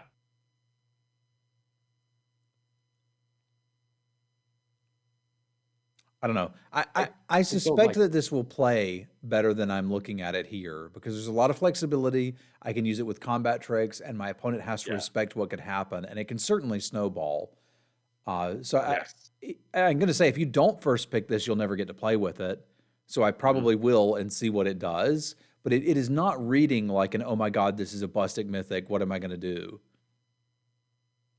Yeah. I think, like you said, I think this is the case that green had the +2/+2 for a green. I think that's the dream. I have a bunch of those tricks, and then I can attack with my savior and my whatever 3/1 or something, Pig. and then they can't if they try to block my savior, that's now a 2/3 that exiles one of your creatures. I just use those combat tricks to keep it around. The next turn I can attack again and exile another creature and use another combat trick to keep it alive. So it's like this kind of like you mentioned, it is a literal snowball that it has to keep getting bigger and bigger, and it keeps taking over the game with your combat trick. So it's kind of a weird contention, is like you have to have a proper sequence of creatures that have training and creatures that have more power than them, and then you also need to have the combat tricks or the instant speed removal to make them be able to attack through whatever the opponent's sitting on. Dave has an interesting question here too. If I attack with this and 3/3 and they kill the 3/3, I still get the counter, don't I? Whenever this creature attacks with another creature with a greater power, blah, blah, blah. We'll have to see the FAQ, but based on the text,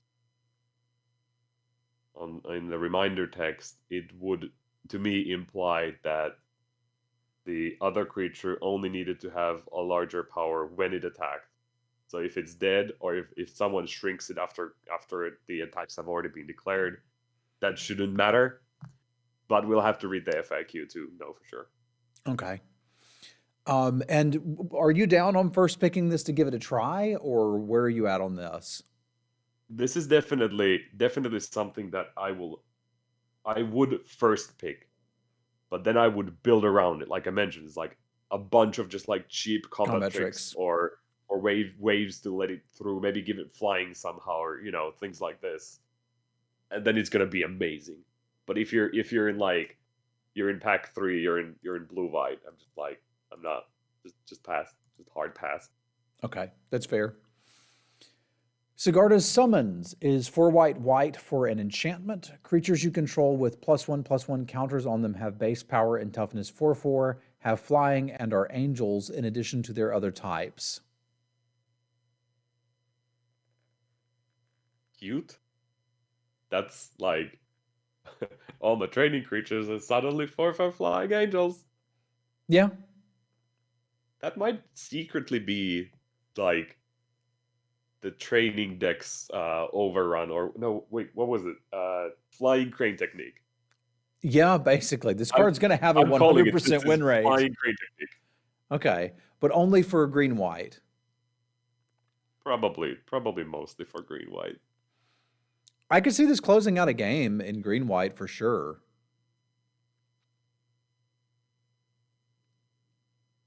You probably don't need to have it around for too long. It's like that's why I'm saying it's flying crane technique. Is like you have a bunch of random dorks on the ground with training on them, and then you go like, haha, here's my jump, and now I'm attacking you with my 5/4/4 flyers that are probably bigger because they have +1/+1. So I'm attacking you with my 5/5/5 flying angels.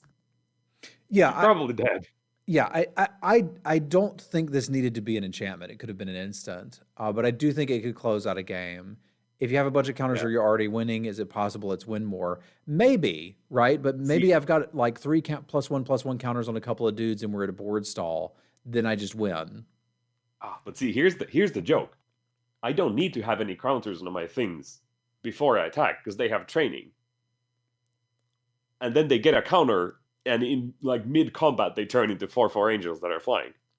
Okay, so I can use this to power them up on the way through, and now they're 5/5 angels that are attacking. They go immediately from crappy 1/2 to 5/5 flyer. Yeah, right.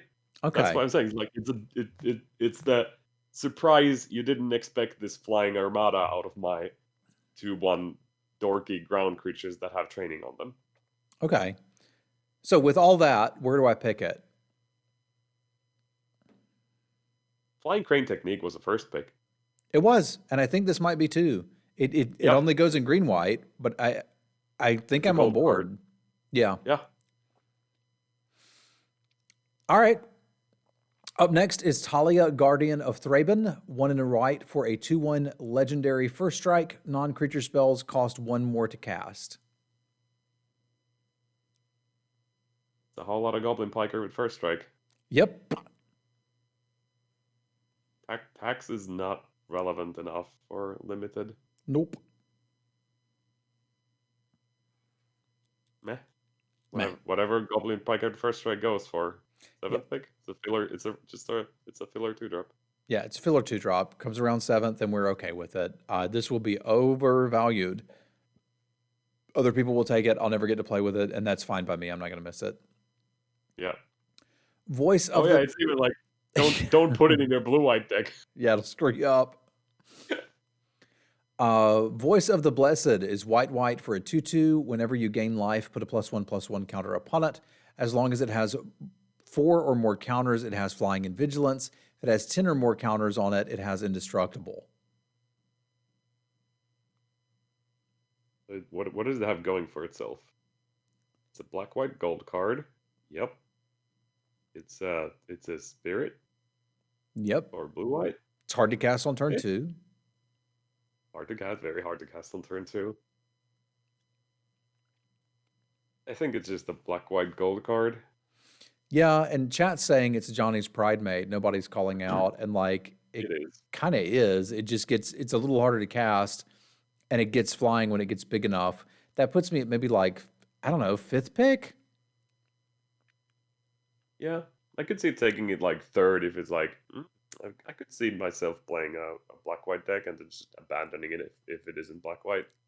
Yeah, you're not playing this in all white decks. It's just I think you would in Abzan. There was some life gain in green, but not a lot. Sure. Yeah. Yeah, I'll take it if I can trigger it, which puts me around 5th, I think. And like if we're already in black-white and we open this, hell yeah, let's go. Oh yeah.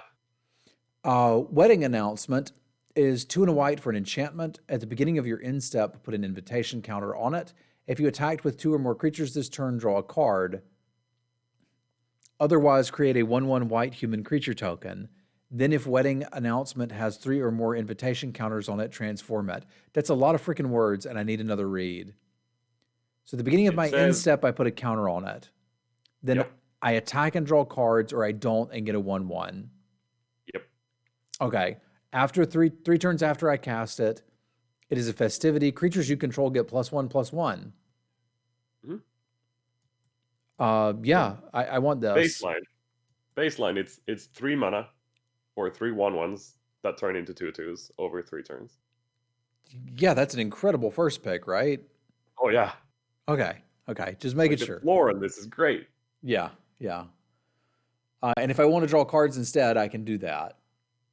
Yeah, if you have attacks, you get to draw cards instead of making a 1/1. Deal. Okay. Yeah, I'm on board. Let's announce the wedding. Welcoming Vampire is 2 and a white for a 2/3 flyer. How do I say vampire in Finnish? Vampyr. Vampyr. Vampyri. Vampyri. Okay, just pronounce it like it's Finnish. I'm close. All right. We have the hard P in it. Vampyri. Vampyri. Yeah. Okay, I'll get there. 2/3 flyer. Whenever one or more creatures with power 2 or less enter the battlefield under your control, draw a card once per turn. Yeah. First pick. I mean, it's a 2/3 flyer, and when I cast little stuff, I draw cards. Yep. Okay, yeah, probably first pick. I Yeah. I don't know about first pick for me. This isn't like, oh my God, winning the game. This is like, hey, that's pretty good value. So I think I'd want to get this around third. Okay. I would still take it because it's gonna make all my like random bad 2-drops relevant. When you draw them later, that's fair. Late game. Yeah. That's a pretty big upside. All right, let's power through blue, and then I will probably need a potty break. All right. Cemetery Illuminator is 1 blue for a 2/3 flyer. When it enters the battlefield or attacks, exile a card from a graveyard. You may look at the top card of your library anytime. Once each turn, you may cast a spell from the top of your library if it shares a card type with the exiled card. Ditto. Pardon? Same as the last card. Yeah, you were just taking this and its value. Just taking it, yeah. Okay, fair enough. Consuming Tide is 2 blue for a sorcery. Each player chooses a non-land permanent they control. Return all non-land permanents not chosen this way to their owner's hand. Then you draw a card for each opponent who has more cards in their hand than you. We both get to keep our best creature on board. And then if you were super behind, you get to You draw still a card. are. Yeah, you still are, because you probably have a subs. worse creature than what your opponent has. And if you were ahead, it's just like it doesn't really change the situation too much. It does bounce your disturb stuff to be creatures again, and it does that That's to their stuff. That's cool. Is it worth a card? It's such a weird effect that's hard to say. Yeah, I'm not first to this for sure. No, I'm not either. I think a very narrow deck would be interested in this. I suspect, this is multiplayer EDH driven, but I'm not interested in this. I doubt I'll ever play with it. But if I did, it would be because I got it late in pack 3 and had a deck that was interested in this effect. But I think I'm just off here. Yep. Thank you very much, TK. I appreciate the resub. Dream Shackle Geist is 1 blue for a 3/1. At the beginning of combat on your turn, choose 1. Tap target creature. Target creature doesn't untap during its controller's next untap step. More dumb 3-mana flyers, yeah. This one seems pretty good. Yep. Like this is another just first pick. We don't really need to talk about it. No, we don't. Just have to remember that it's one or the other, so you don't get like a frost breath every turn.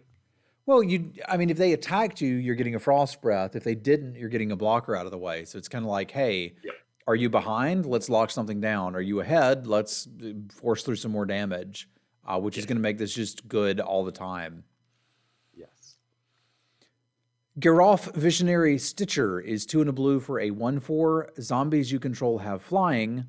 Blue, sacrifice another non-token creature. Create an XX blue zombie creature token where X is the sacrificed creature's toughness. This is definitely one of those, like, see it in pack 1 pick when you take it and hope you end up in blue-black. Or if you're already in blue-black in pack 3, you get this because nobody else really wants it. Fair enough, but I think I would take it and play it just in blue. Because, like, it's got this idea of got some leftover creatures, I can turn them into flyers. That's true. That's true. I was thinking, like, I would play this if it was a 3-mana 1/4 that flew my zombies, but that's true. It does just work in every blue deck, so yeah. Never mind, taking it in every blue deck. It's toughness, so I could turn my 1/3s into 3/3s. It's instant speed, dude. You want to kill something on my board, you better kill this. Yep. So I think this one's quite good. I might just first pick it and play it regardless. Yes. Hullbreaker Horror is 5 blue for a 7/8 with flash. Can't be countered. Whenever you cast a spell, choose up to 1. Return target spell you don't control to its owner's hand. Return target non-land permanent to its owner's hand. So if you get to turn 7 and you're not dead, your opponent is dead. Got it. Okay, good. First picking. Okay. It's a little better in blue-green, eh? Probably, yeah, when you can just ramp into it. Yeah. But yeah, if you surprise your opponent by playing this in their combat on turn 7 or whatever, when you have 7 lands and you're not dead, all your spells are now bounces as well. It's like they're not gonna live for very long. Yeah, I'd imagine you win the game pretty quickly with this. So I would also first pick it, even though it's very expensive. Mm-hmm. I'd probably get off of it if I wasn't able to put together a deck that could do what this is promising, right? So like if you're 6 picks in and you notice that like, hey, I'm not getting a deck that can pull this off, we've got to let it go. What do you need for you to pull this off? I need blue to be open predominantly. Okay, fair enough. Yeah. Because I'm going to need some 2-drops. That's a good argument. Yeah, I think blue-green is kind of the best place for it to be. Because if I can get into blue-green ramp, I think I'm actively happy with it. Inspired Idea is 2 and a blue, draw 3 cards. Your maximum hand size is reduced by 3 for the rest of the game. Unless you pay 5 mana, you just draw 3 cards. Okay, so like starting off, Jace's Ingenuity, I would third pick. Let's go with that. But what does the front slide promise me? It promises you that as long as you've been playing your cards, your lands out as you've been going, that if you top deck this, you can cast it a little bit cheaper and have enough mana to maybe cast something else. It doesn't replace Divination. No. It doesn't help me find lands on turn 3. Correct. This is late game card draw only. Yes. I'm still taking it, but like maybe again in a weak pack. But like otherwise, I think this is like I would read this as Jace's Ingenuity with a random upside of if your hand is empty, you can cast it for cheaps. Okay, that's where I'm at too on this. So I think I could see third picking this happily, and maybe picking it out of a weak pack. And there's a lot of cards. Mm-hmm. Jacob Hadouken Inspector is 1 in a blue for a 0/2. Tap, draw a card, then exile a card from your hand face down. You may look at that card. You may pay 4 blue if you do transform Jacob Hadouken, and he becomes Hadouken's Insight. At the beginning of your upkeep, exile the top card of your library face down. You may look at it. Once during each of your turns, you may play a land or cast a spell from among the cards exiled with this permanent without paying its mana cost. And this is not an aura, this is just an enchantment. Yeah. It's the stupidest mythic in the format. Yeah, it looks great. We're not having to really do anything, right? We just, yeah, I just get to sit here and rummage loot with it until I get to 6 mana, and then it turns into I can cast all the cards I rummaged away. This is great. Yeah, and even on like the turn you flip it, you still get the free spell on that turn too, so it's not like a do-nothing enchantment. Immediate value. Gross. Yeah, okay. Yep. Took me a second, but I got there. Mirror Hall Mimic is 3 and a blue for a 0/0. You may have it enter as a copy of any creature on the battlefield except it's a spirit. Okay, that's a 4 mana clone for either side. And it comes back as at the beginning, an aura, at the beginning of your upkeep, create a token that's a copy of the enchanted creature except it's a spirit in addition to its other types. Heck yeah, dude. This is absurd.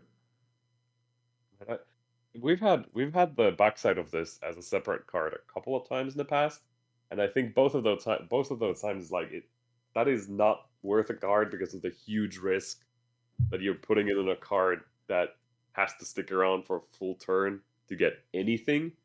But now that it's free, Let's go. yeah. All right, I'm on board with that. Let's first pick it. Up next is Necro Duality, which is 3 and a blue for an enchantment. Whenever a non-token zombie enters the battlefield under your control, create a token that's a copy of that creature. Cool. I would first pick this. I would too. This reminds me of Mists of Liara, which I liked a lot.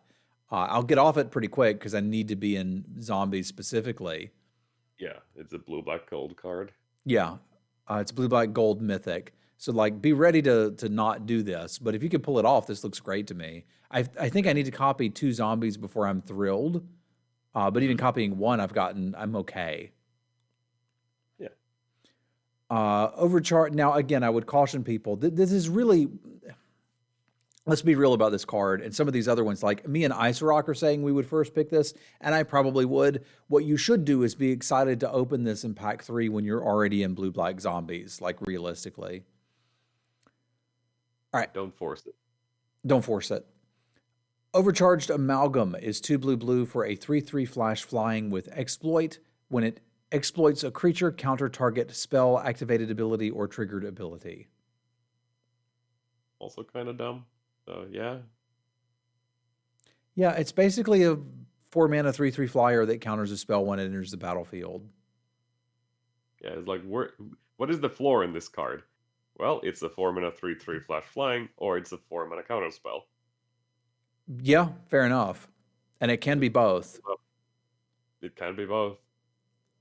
Yeah, okay. First pick it. Yeah. Yeah, rares are kind of boring sometimes because once you get into do we first pick it, there's not a lot of conversation on some of them. They're just so good. Yeah. Patchwork Crawler is 1 and a blue for a 1/2 zombie horror. 2 blue, exile target creature card from your graveyard, put a +1/+1 counter on the crawler. It has all activated abilities of all creature cards exiled with it.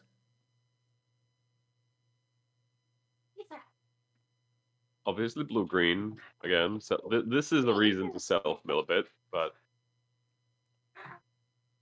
Not a huge one. Like, it's getting activated abilities, not keywords, so I don't get like a flying crawler. it's true. It's true. And it's like you pay it. The first step is you get a 1/2, and then you pay 5 mana to get a 2/3. I don't want that. I don't. Yeah. So I think what I'm supposed to do with this is have some creature with a really good activated ability that my opponent's killed, and then I play this later and get the ability back. Yes. That kind of sucks, dude. I don't want this. Agreed. All right, so we're going to pass on Patchwork Crawler. If you end up with a deck that is built around multiple creatures with activated abilities, by all means, if you see this, get it in your deck. Winged Portent is 1 blue for an instant. Draw a card for each creature with flying you control. You can cleave it for 4 blue-green and just draw a card for each creature you control. Blue-green. That's what you're doing with your insects, yo. Yeah, I mean, we've had variants of this. The one I remember previously was Camaraderie in the Ravnica blocks, which was 6 mana, draw a card for each creature you control. The creatures get like +1/+1 at the end of turn, and maybe you even gain some life or something. Yeah. This is not that. That's usually what we. No, it's not. And it's like it is 6 mana to draw. Let's assume you probably draw 4 cards of this if it's relevant. Because if you don't have a board, it doesn't matter. Yeah, you're dead anyway. Yeah. So like the cleave side is okay. But what about the front side? Dude, there's a 4-mana inspiration variant in the set. I don't know why I'd ever cast this. Yeah.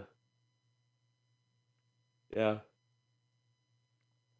I'm kind of there with you. I don't think this is for draft.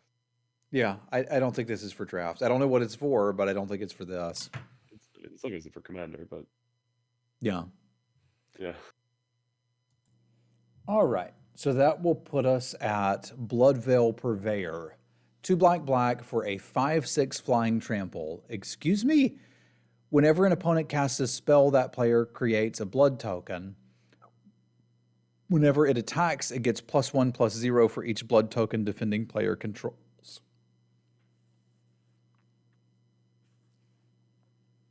So where's the downside? I guess you're giving your opponent blood tokens to like tear through their deck to try to find a removal spell for it, because they're going to need one. While you're attacking them with presumably like a 6/6 or something. Yeah. Apple. Flample. Yeah, usually the 4-mana 6/6 demons have had like an actual downside.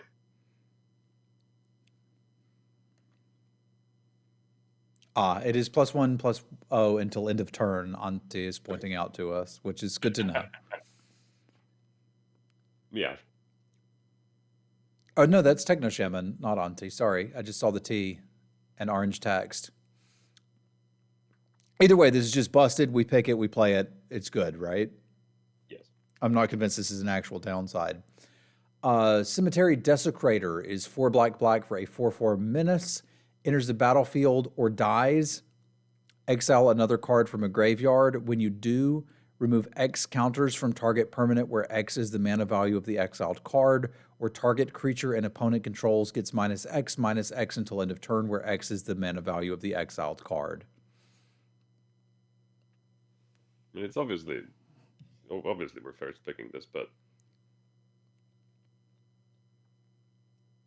if you're playing this on turn 6, what are you getting? Probably exiling a 3-cost thing and killing a 3-drop. Yeah. That seems pretty good to me. I mean, yeah, it does, but it's like it's not like a full-on murder, probably at most points in the game. I mean, depends on if they're self-milling or not. I imagine this will be incredible against a blue-green deck. It's from a graveyard. Gross. You could have a little bit of self-mill in your own deck and make it better.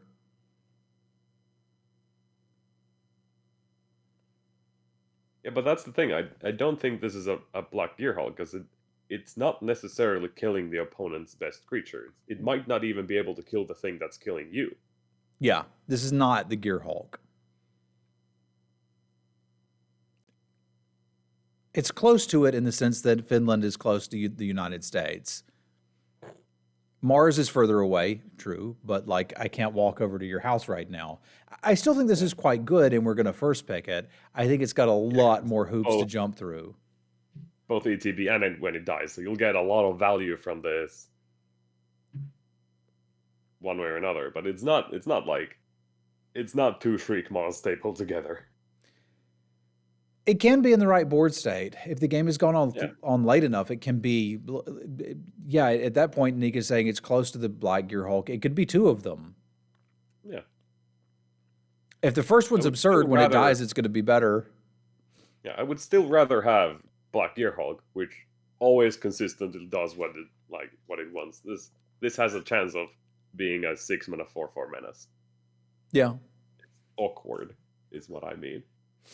Yeah, it's awkward, but we're still going to take it early and play it. It might be a reason if you're paired with blue or green to grab a self-mill card or 2, so that you can make sure you've got something to do with it. If it's incidental, like I wouldn't go nuts over it. Let's talk about Concealing Curtains, which is black for a 0/4 defender. You can spend 2 in a black and transform it at sorcery speed. It becomes Revealing Eye, which is a 3/4 menace. When it turns into Revealing Eye, target opponent reveals their hand. You may choose a non-land card from it. If you do that, player discards that card and then draws a card. You're saying I get a 4-mana 3/4 menace, and I get to hopefully downgrade your bomb or removal spell from your hand. Yeah. Or at least get a peek. Yeah, worst case, I'll just look at it and be like, yeah, that doesn't do anything. I'll just kill you with this 3/4 menace. Yeah, and like it's a. I can also just cast it on turn 1 and block, or turn 1, 2, 3, whatever, and just block for a little bit. Deal. You first picking this? I'm absolutely first picking this. Because it has it not only is it an efficient creature, it's essentially a 3-mana 3/4 menace. But it also has the additional value of hopefully, or either my opponent has nothing going on, or I get to downgrade their bomb or removal spell into a random card. That's so much stuff stapled onto a 3-drop that I'm definitely first picking this. Maybe I'm getting stuck on my own grading system because I'm like, I would want to first pick a bomb, but I would first pick this. I guess I'd just be happier getting past this. So I really want to like second or third it. I think it's very unlikely to get past unless we're like going pack 2 or 3 when the person isn't in black at all. Yeah, I agree. So that really does make this a first pick because it's a good rare. It's just not like the same as the Bloodveil Purveyor where you're just like, hey, I got this, I win. Yeah. Yep. All right. Demonic Bargain is 2 and a black for a sorcery. Exile the top 13 cards of your library, then search your library for a card, put that card into your hand, then shuffle.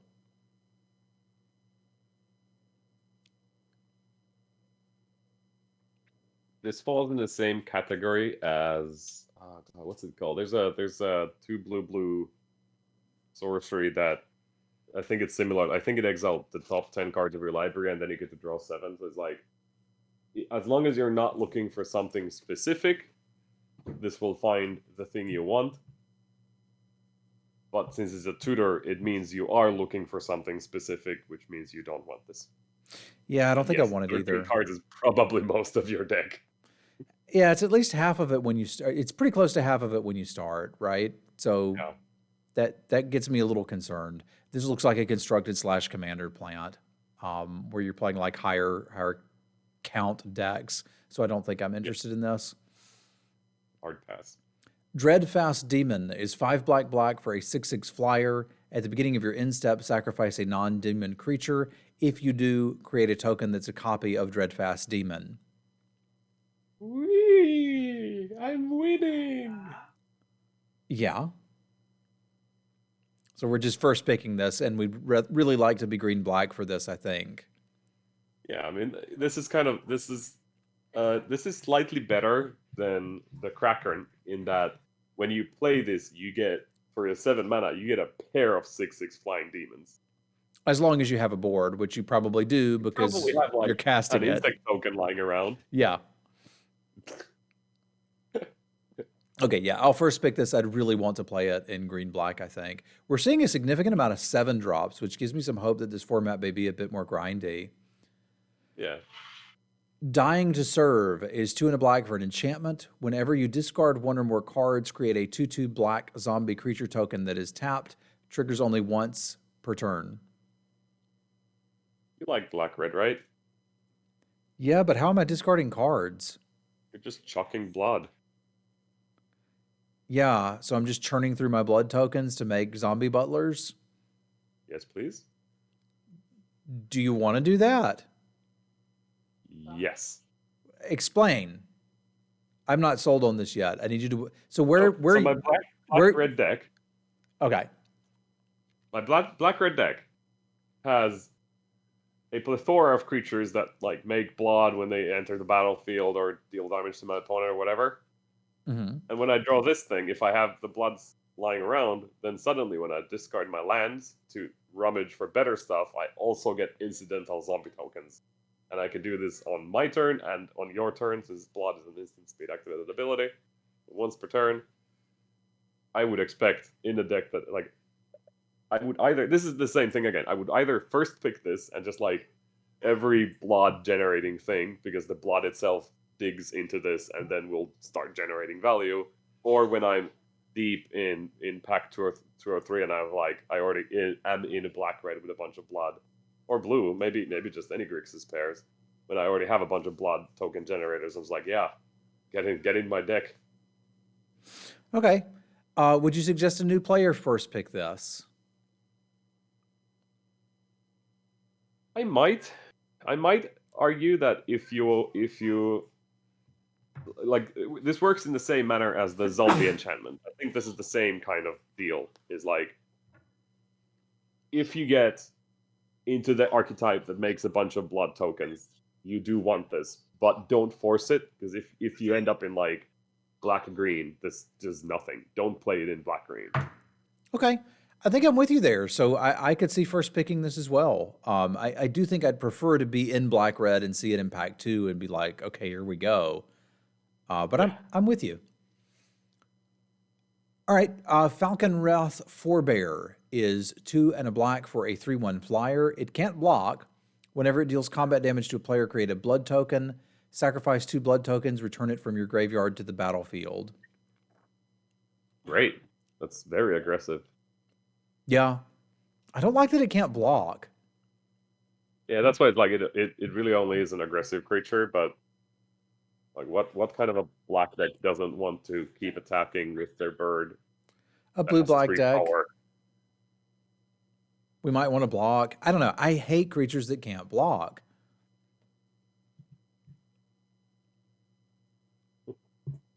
Are you first picking this?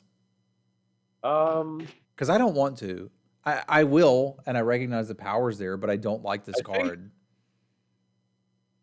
I think I'm on like 3rd pick. So that, like, I would rather take a really good removal spell, Okay. but this is just like a great aggressive card, or just a finisher. I don't need this to be my 3-drop. I can have this be my 6-drop, in that it's a 3 power flyer that kind of doesn't die as long as I can keep making blood. I like that. We can use Dave's slot theory for this one. This isn't my 3-drop. Yeah. This is my finisher, and I can take it 3rd. Okay, I like that.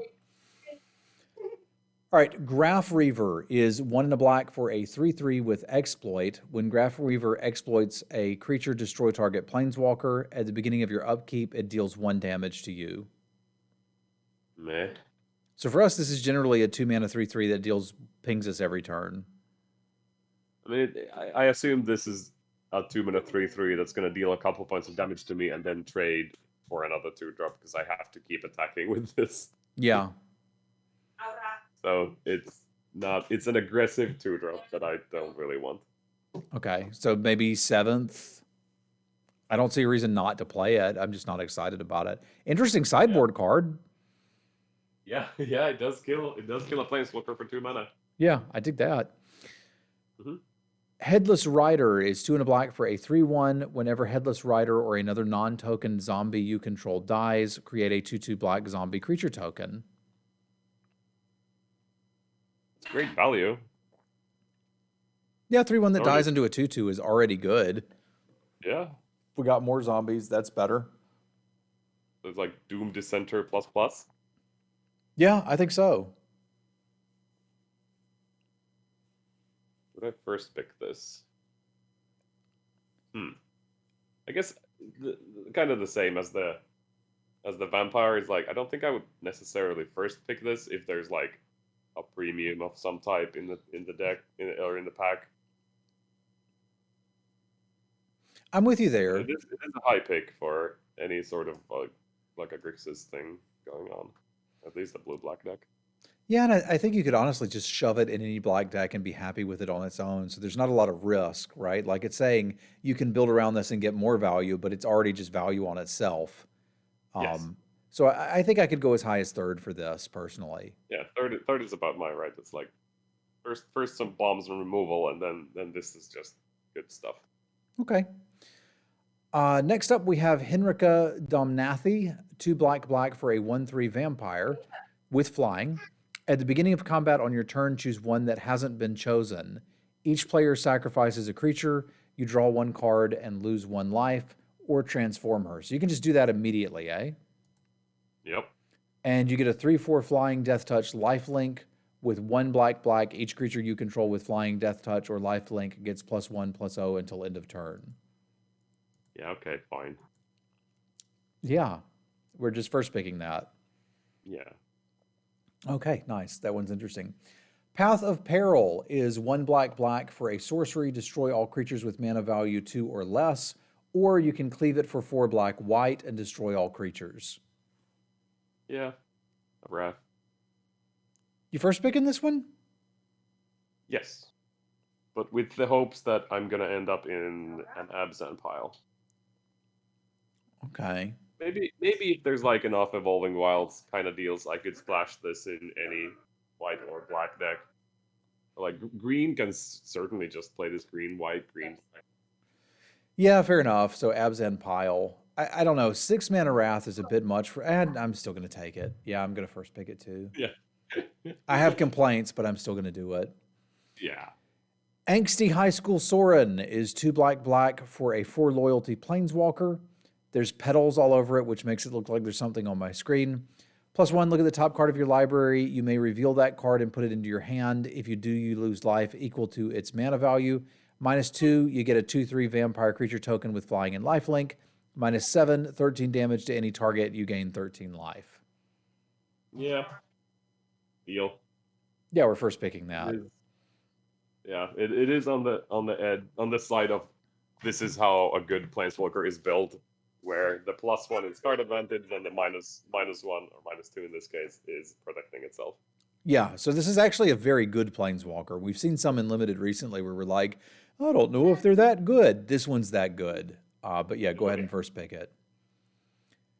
Toxrill the Corrosive is 5 black for a 7/7 slug. At the beginning of each end step, put a slime counter on each creature you don't control. Creatures you don't control get -1/-1 for each slime counter on them. Whenever a creature you don't control with a slime counter dies, create a 1/1 black slug creature token. Blue-black, sack a slug, draw a card. So, I mean, we're again on the thing that this is a 7-mana 7/7 that might like protect you for a while. The downside is that if it doesn't kill anything, and your opponent untaps and kills it, it had no text whatsoever, no effect. So, well, now your opponent's stuff has slime all over them. Like, that's something. yep. I kind of wish that it just put -1/1 counters instead of this weird, like, put slimes on them and this thing has to be around for the -1/1 effect to be there. Yeah, and it feels like as a Mythic, it probably could have done that and be okay. Right? -1/-1 counters are weird in a set with +1/+1 counters, but I mean, so are slime counters. I don't know, man. This is just even more memory. Yeah, it's more memory, but it's also like if we've gotten to the point where they're holding removal spells for my 7-drop, like, you got me? Yeah, I think this is definitely, again, first pickable, even though it's a 7-drop, because it's like the other ones. It's like, if I slam this and it doesn't die, it does prevent me from dying by shrinking their entire board. So it's like, it is like holding back more than just one creature, right? Yeah, I think this is worth a high pick. I could first pick it. All right, Voldarin Bloodcaster is 1 black for a 2/1 flyer that can block. That's nice. Whenever the Bloodcaster or another non-token creature you control dies, you get a blood token. Whenever you create a blood token, if you control 5 or more blood tokens, transform it. I don't know what happened. But apparently it turns into a Bloodbat Summoner. At the beginning of combat on your turn, up to 1 target blood token you control becomes a 2/2 black bat creature with flying and has haste in addition to its other creature types. Yep. Take it and kind of put a little bit of effort into it, and it's great. And even if you don't, you've still got a 2/1 flyer. So we're first picking this one, eh? Yes. It dies into a blot. It's like there's just upside everywhere. Okay. Alchemist Gambit is 1 red for a sorcery. Take an extra turn. Damage can't be prevented. You lose the game at the end of that turn. Exile it, or you can cleave it to not lose the game for 4 blue, red. Meh. Dude, you don't even like this. No. Okay, There's no front side, and it's a 7-mana Time Walk. I mean, it's sort of a relentless assault if you can win the game with it. But I agree. Yeah. I don't want this. Yeah, we've had experience with 3 mana, take an extra turn. If you don't win, you lose. We've had experience with that a lot. It's There's bad. been like 3 or 4 in the past couple of years, and none of them have been anywhere remotely playable. Yeah. So I don't expect this to be any different. No. Cemetery Gatekeeper is 1 in red for a 2/1 vampire with first strike. Enters the battlefield, exile a card from a graveyard. Life is like a box empty G. No one knows what worthless crap you're getting. Thank you, Ubertag, and that's a fair point. Whenever a player plays a land or casts a spell, if it's shared a card type with the exiled card, Cemetery Gatekeeper deals 2 damage to that player. So it's going to ping you and them. Yes. A few even. What, I mean, is this just the red Talia? Enough. I don't think that text is super relevant for limited. I don't really either. I mean, yeah, build your own dingus egg or whatever. I think this is mostly something for constructed because it's mostly a 2/1 first strike that's going to damage both of you some amount of time. Yeah. And like, sure, red's aggressive, but it's not that aggressive in limited. No, and there's no imbalance in card types really. Like everybody's gonna have 15 creatures and some number of instants. It's like, where's the like supreme value? I guess against blue-white, you can take an aura and be like, haha, has no effect on me. Yeah, I mean, I think the upside is you're getting a disturbed card, not anything else, you know? Yeah, and then it's a creature again. So it's like all the creatures are gonna shock either player, so Yeah, I'm not saying I wouldn't play this, just that I wouldn't pick it. So like, sure, if it's coming around 7th, let's go. Yeah, filler 2-drop, let's do it. It is a 2-drop that at least does something later if there's a disparity in the life totals, right? Like if I've got my opponent to 4 before the board stall happens, we could. That's interesting. Yeah, then yoink the creature and be like, you can only cast one creature for the remainder of this game. Yeah, better make sure it's a good one. Yeah. Chandra Dressed to Kill is 1 red for a 3 loyalty planeswalker. +1, add red, deal 1 damage to up to 1 target player or planeswalker. +1, exile the top 4 cards of your... let's start that over. Yep. +1, exile the top card of your library. If it's red, you may cast it this turn. -7, exile the top 5 cards from your library. You may cast red spells from among them this turn. You get an emblem with whenever you cast a red spell, this emblem deals X damage to any target where X is the amount of mana spent to cast that spell. If you're playing red, it's +1, 50% chance. Maybe not even 50%. Like 40% chance to draw a card. Yeah. Would you it's play closer a to 3-mana 25%. planeswalker with +1, 40% chance to draw a card? It might be closer to 25 or 30. I'm gonna assume that you probably have about 50-50 distribution between red and non-red spells, and then you have lands in your deck. So that means you have 12 and a half in your 40 card deck, and this was one of those 12. That's true. We're looking at like 1/3 maybe, at best. Yeah, I don't like that. You do kind of win the game with the -7. They're going to need to respect that. I mean, that's a planeswalker. Of course it wins the game on -7. It does ramp, which is cute. It ramps. It doesn't ping anything relevant. It's only players anyway. Yeah, it's only players or planeswalkers, so that's not doing anything. I mean, where are you picking this? I think, again, it's like I'm either first picking this or getting it late in pack 3. And the condition this time is the majority of my deck has to be red cards. Yeah, I think I need a for me to lot play. of red cards to want to play this. If I can get 20 red playables, I am all about this. But if we're at 13 red playables, like, sure, I'll put it in the deck, but just understand it's kind of spending a card to not do anything and then hope that my opponent can't mess with it and then I can win the game with it 4 turns later. Like, I'm probably just better off with most creatures. Yeah. I mean, I think the biggest upside of this is the Planeswalker panic. Is that, oh, I have to kill that, smash everything, and then you get maybe good blocks, eat some of their creatures for the low cost of one Planeswalker. Yeah, I feel like if she can replace herself the turn after I play her, I'm really happy about that. Yeah. And if not, I'm not impressed.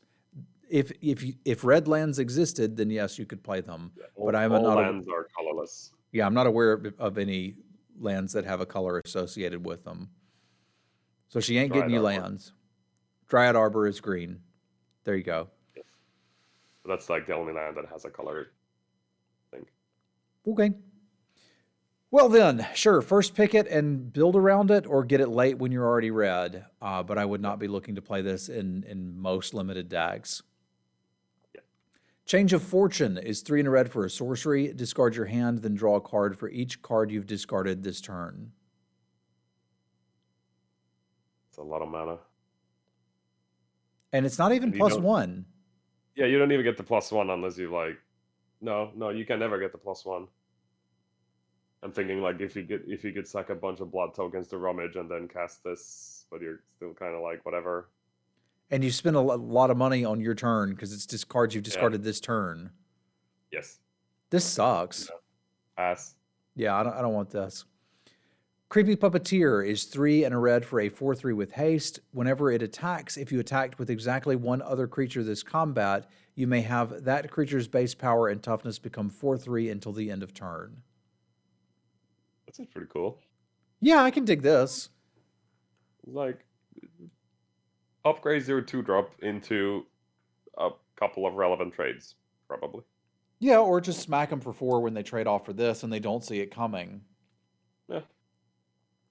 4 power hasty creature is like, I think this is probably more like a 6/3 haste worth of stats. Yeah, I suppose if you think about it the right way, it is. But it's like one of those fireballs. What's the thing like 6/1 haste? Ball lightning? It was like a lightning elemental or something. Anyway. Yeah, I wouldn't play ball lightning in most sets, but yeah. But yeah, I think this is pretty good. I don't know if I would first pick it, but I think it's pretty good. I think I'd be happy to get it third. That's where I'll leave this one. Yeah, third sounds about right because it is a powerful attacker. But I'd pick it early out of a weak pack, for sure. All right, Curse of Hospitality is 2 and a red for an aura enchant player. Creatures attacking enchanted player have trample. Whenever a creature deals combat damage to enchanted player, that player exiles the top card of their library. Until end of turn, that creature's controller may play that card, and they may spend mana as though it were mana of any color to cast that spell. Damage to enchanted player. Yeah, so it's stealing the cards from the player we're attacking. Correct. So if you're ahead, you can get further ahead. I guess there is the trample, so that's kind of interesting actually. So you can just smash in with your random 3/3s, and if they block with their 2/2s, you get to trade, and then you still get the cards off them. Huh. You can have flyers in white and blue.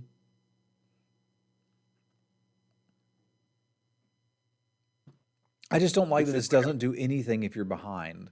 I need my creatures to be connecting. And if my creatures are connecting, aren't I winning already? See, but this helps your creatures connect. So it's like, I'm thinking if we have a kind of a ground board stall where we have all kinds of dorks on the ground, this will let me do the Alpha Strike, trade off a bunch of the creatures, still deal the combat damage through because of the extra trample, and then I get the cards that I can like recoup. So it's in a way it does kind of break a board stall. let Okay, you the right really kind of more board resources stall it keep could. going. But that's most of what it's doing, right? Like if you're behind, you're dying. If you're ahead, yeah, you slam the door shut. That's nice, but I don't need that. And on curve, it doesn't really do much unless I'm on the play and they missed a 2. Yeah. So this is mostly here to break parity. Where do you value a card like that in your pick order? Because wouldn't you rather wouldn't have go Falter into in it. this? The scenario you're describing, Falter is just better than this. Yes, but there's no falter. Is there? No, not that I'm aware of. But I So mean, this is that's a good way. This is a really convoluted falter. yeah, it's a really convoluted Falter that probably doesn't kill them. Not immediately, no, but it keeps doing the thing. Like I'm going to assume that if you connect with a bunch of stuff, you're probably going to find more creatures, and then you can just try to do it again and again. So that's the hopes. I don't think this is a very good card, Yeah, I don't think I want and to play this, dude. I would not go into red for this. But I think if I'm in red, I could see taking like 5th or 7th and then like leaning into the aggressive, let's do this type of deal. You do impulse draw for 1 for each creature connecting, not just 1 for whole. Yes. Yes, I understand. I understand the card. I'm just saying this. We've outlined where it's good, and it's where you're at a board stall. And we've had a common called Falter that would be good in that same situation that not every red deck wanted. And it would be better than this because you'd probably just win. So I understand it. I just don't think I like it. Yeah. By the way, I'm thinking, Shimpy, like, thank you very much for the Prime sub. Much appreciated, my friend. I think I'm gonna lean on and say this is the 7th pick, and I still not might put it in my deck. Okay. I think I'm with you there too. Yeah, I can see places where it looks okay. I'm not excited about the card. If you have a bunch of cheap flyers who are already winning, you don't need to draw extra cards to do that. Yeah, that's my concern. So we call these cards win more. Dominating Vampire is 1 red for a 3/3. When it enters the battlefield, gain control of target creature with mana value less than or equal to the number of vampires you control until end of turn. Untap that creature, it gains haste until end of turn. If this is your only vampire, it's the Centaur Courser. Which is not that bad. No. But we're not first picking this. No, I'm not first picking this either. This is a Centaur Courser in red-green. You're not going to have a bunch of other vampires, right? Correct. So this is really one of those payoff cards that we're looking to get in pack 2 or 3 once we've already committed to vampires. Because once we're there, this seems quite powerful. Yes. And this is there's been like a couple of the other ones where this effect isn't like even like a super backbreaking thing to happen in if you're already in vampires. It's an okay effect. Yeah. So I'm not unlike the comparison with the green uncommon we reviewed last is like I wouldn't take this in the same manner as that guy because this in red black is cool but not backbreaking, and in any other red deck this is just the 3/3. Whereas that card was like if you're in red green, it was like an amazing slam, and if you're in any other green deck, it's still okay. This one doesn't have the same type of like, yeah, I'm gonna if I get to be in red black, I can just like demolish you. Yeah, it's more like, hey, I can force in some damage. So I'm with you there. I mean, there is like the cutesy take your creature, exploit it, but we've already got active treason in the color pair anyway, and I don't think that's really going to be a deck here. So I could see like taking this 5th-ish. I would hope to get this in like almost in pack 1. I would hope to get this on the wheel, which is not happening. Yeah, But it's more of a pack 2 or pack 3 high pick yeah, than anything on pack 1. I think so too. And nobody, I see your text. If I have a bunch of cheap flyers, maybe I'm just getting in for chip damage. It doesn't mean I'm winning. It means I'm like getting in a little bit. The thing is, like, if there's a small flyer deck, it's not going to be red, white skies. It's going to be in blue. And there's just better ways to draw cards in blue. So that's my concern for the Curse of Hospitality. This looks really cool, and it's a type of effect that can be good. I just don't think this one is a very good version of it. So that's why I'm so down on it. Ill-Tempered Loner is 2 red for a 3/3 werewolf. When it is dealt damage, it deals that much damage to any target. We can pump it. Colorless red for +2/+0 until end of turn, and it is daybound. It transforms into Howlpack Avenger, which is a 4/4. Whenever a permanent you control is dealt damage, Howlpack Avenger deals that much damage to any target, and it has the same fire breathing. It's a stupid gross bomb that you're taking every time. Yep, first pick it. That was fun. Yay. We've got Kessig Wolf Rider, which is red for a 1/2 menace. 2 red, tap, exile 3 cards from your graveyard, create a 3/2 red wolf creature token. Cool. It's like what's the Pyromancer dude? That dealt shocks when you exiled 2 cards in the red. I remember the guy you're talking about. Yeah, that thing. I can't remember it now. I think it was Grim Lavamancer. Thank you. Yeah. No, because Grim Lavamancer is not a fair card. This seems more fair. This seems better to me in Modern Limited than Grim Lavamancer would be now. Probably. This seems interesting. I think I would pick this very highly, and then hope to get in blue or green paired with, so I can get the self-mill. Or just play the damn thing. Like, I think I'd be happy with this. I think go ahead. I was going to say, like, the problem I have typically with 1 mana 1/1 flyers and 1 mana 1/1 menace creatures is that they suck if you top deck them later.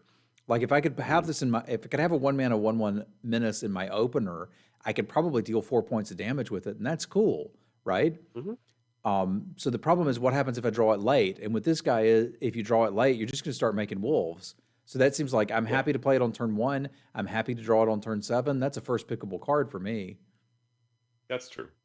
I think I was more worried about like the mid portion of the game. If you're playing like a red-green deck with no self-mill, it's not like you're probably not going to have 6 cards in your graveyard, so you're paying 4 mana for a 3/2 wolf and a 1/2 menace. Yeah, and that's actually not that bad now that I think about it. No, it's okay. You're getting a 4/4 for 4. That's true. I mean, that's fine. Yeah. So, like, I feel like mid portion of the game, most in the red white and be happy. Yeah, most of your 2-drops or 1-drops aren't going to be very good in the mid game anyway. But this one's still threatening, so I like it a lot. Oh yes.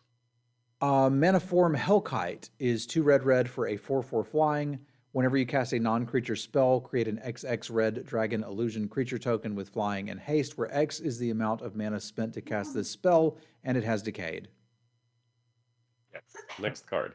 Yep, this one's great. You first pick it. Olivia's Attendants is 4 red for a 6/6 menace.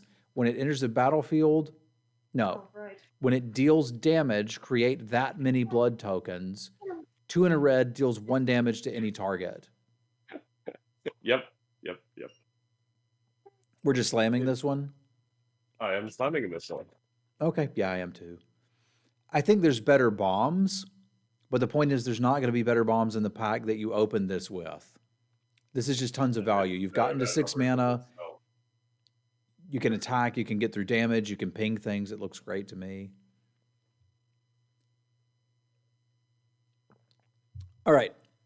Stensia Uprising is 2 red for an enchantment. At the beginning of your end step, create a 1/1 red human creature token. Then if you control exactly 13 permanents, you may sacrifice Stensia Uprising. When you do, it deals 7 damage to any target.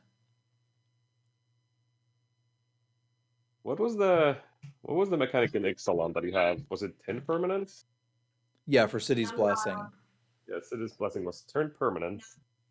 And for the most part, 10 permanents happened by like turn 6. Yeah, it was pretty easy. So this is 2 permanents in itself immediately. So we're looking at like turn 8, turn 9 for this to be able to sacrifice. Hmm. But you kind of have to like, it's not like you can save it for later, right? Like you need to either do it or it's going to start making tokens and then you can't do it anymore. You may sacrifice it. You can keep making if you want. You can, but you can only ever sacrifice it when you have exactly 13 permanents. Oh yeah, it's exactly 13 permanents. Huh. This is a really weird removal spell. And a really weird token producer. Like it can just be 4 mana, make a token every turn, Yes. Which is not amazing. but not bad. No? It's great if you have like blue-red exploit things going or black-red exploit things going on. But it doesn't really work. It's like it doesn't synergize well with other black-red stuff that's going on, or really even blue-red stuff that's going on. Yeah. I mean, if you play this and it sticks for 4 turns and you made 4 human tokens, you're pretty happy. But at that Yeah. point, you've built your own 4 mana 4/4, which we could just have in green. So I think where this is coming is I want this in a deck that's planning to go long game in red. Yeah. I don't know that there's a lot of decks that are planning to go long game in red, but when you do, you could play this. And blue-red again might be because if you just want to like fiddle around and cast spells that draw more spells, and then have those like 1/3s and 2/4s that ping your opponent every time you cast a spell, then making just like a lot of chump blockers, maybe even trade blockers, seems okay. So you could almost I look know at this as an infinite chump blocker for one thing. So it's sort of like a removal spell for the biggest thing they have on the ground. That's also true. That's also a very good way to look at it. It's interesting. I at least in the beginning of the format, I would pick this highly and like see where it goes because it's hard to evaluate. Yeah, this one's really hard for me to fit in on my card evaluation-ometer. So I'm going to say we take it early and play with it and then get back to you. I hate doing that in a set review, but I can't quite grok everything you would want to do with this. Volatile Arsonist is 3 red for a 4/4 with menace and haste. When it attacks, it deals 1 damage to each of one target.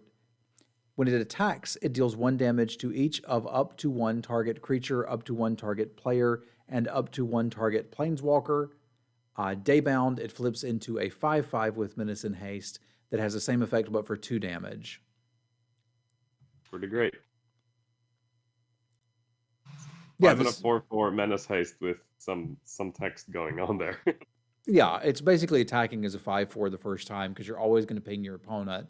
Maybe even ping a small blocker out of the way or give somebody bad blocks. This just looks great. Mm-hmm.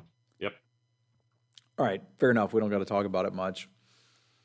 Ascendant Pack Leader is green for a 2/1. Enters the battlefield with a +1/+1 counter on it if you control a permanent with mana value 4 or greater. Whenever you cast a spell with mana value 4 or greater, put a +1/+1 counter on it. Yeah. Make my 2-drops 1-drop. Make my 2-drops relevant late game deal. Yeah, this just seems good. Do you first pick this one, or are you looking to get it third, ideally? I mean, I think the problem with this card is again that you're not gonna third pick it because someone's gonna first pick it. Okay. But if we're talking about like an actual legitimate world, I would probably take a premium removal spell over this. Okay. Because this is still just a vanilla creature. That will get larger over the course of the game, but yeah, I agree with you. Yeah. But we've already had that. We've had the 1/1 wolf for 2 uncommon that also gets larger as the game goes on. Yeah. So it's not that like kind of a super unique effect. Yeah. Agree. So I think ideally I'd want to be getting this third or maybe late in pack 2 or 3, or earlier in pack 2 or 3 if I'm already in green. Yeah. All right. Avabruck Caretaker is 4 green for a 4/4 hexproof. Oh, that's fun. At the beginning of combat on your turn, put 2 +1/+1 counters on another target creature you control. Whew, lordy. And it's daybound, flips into a 6/6 hexproof that gives everything hexproof and is still Citadel sieging. Yeah. I love hexproof. No, read more, John is saying. Please don't read more. Other permanents you control have hexproof at the beginning of combat on your turn. Yeah, that's it. What did I miss? Hexproof. Other permanents you control have hexproof. At the beginning of combat on your turn, put 2+1/+1 counters on each creature. Okay, it took me a while. Okay, yeah, this is stupid, and we're just first picking it. That's really dumb. That's incredibly dumb. One moment. Iseroc needs a break, and that's okay. I suspect that what's happened is his baby looked up and saw this card and then immediately vomited. Because even a 2-year-old can understand that this card is really, really stupid. Let's just say that you're at least close enough correct. Okay, that's what I thought happened there.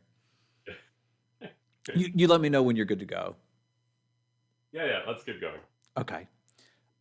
Cemetery Prowler is 1 green for a 3/4 vigilance. When it enters the battlefield or attacks, exile a card from a graveyard. Spells you cast cost 1 less to cast for each card type that shares a card exiled with Cemetery Prowler. So eventually it's going to make all your spells cost 1 less. Yeah, and you've got to pay for that because you've got to put this 3 mana 3/4 vigilance in your deck. Oh no. Is it first pickable? It doesn't feel like it to me. It's just a stat stick, right? Like, we've had 3 mana 3/4s before, and that's close to what this is, and that's not busted. Yeah, it's it's kind of a 3 mana 3/4 ramp card, ramp creature. Because presumably there's a creature in the graveyard, and then presumably creatures are cheaper, which is the most relevant bit. So it is a ramp creature sort of. Okay. That still doesn't make me think first pick. Well, I would first pick it. I just wouldn't be happy about it. No, I think again the same deal. I'm taking removal spells over this, so I'm probably snatching it up at the third. Yeah, I think that's where I am too, which means I'll probably never get to play with it. But yeah, yeah, it is what it is. I think it should be a third pick. Cultivator Colossus is 4 green for a star trample. Its power and toughness are equal to the number of lands you control. When it enters the battlefield, you may put a land card from your hand onto the battlefield tapped. If you do, draw a card and repeat the process. You're not gonna have lands in your hand when you cast this. No, so you're not. You get a 7/7 trample that grows as the game goes on.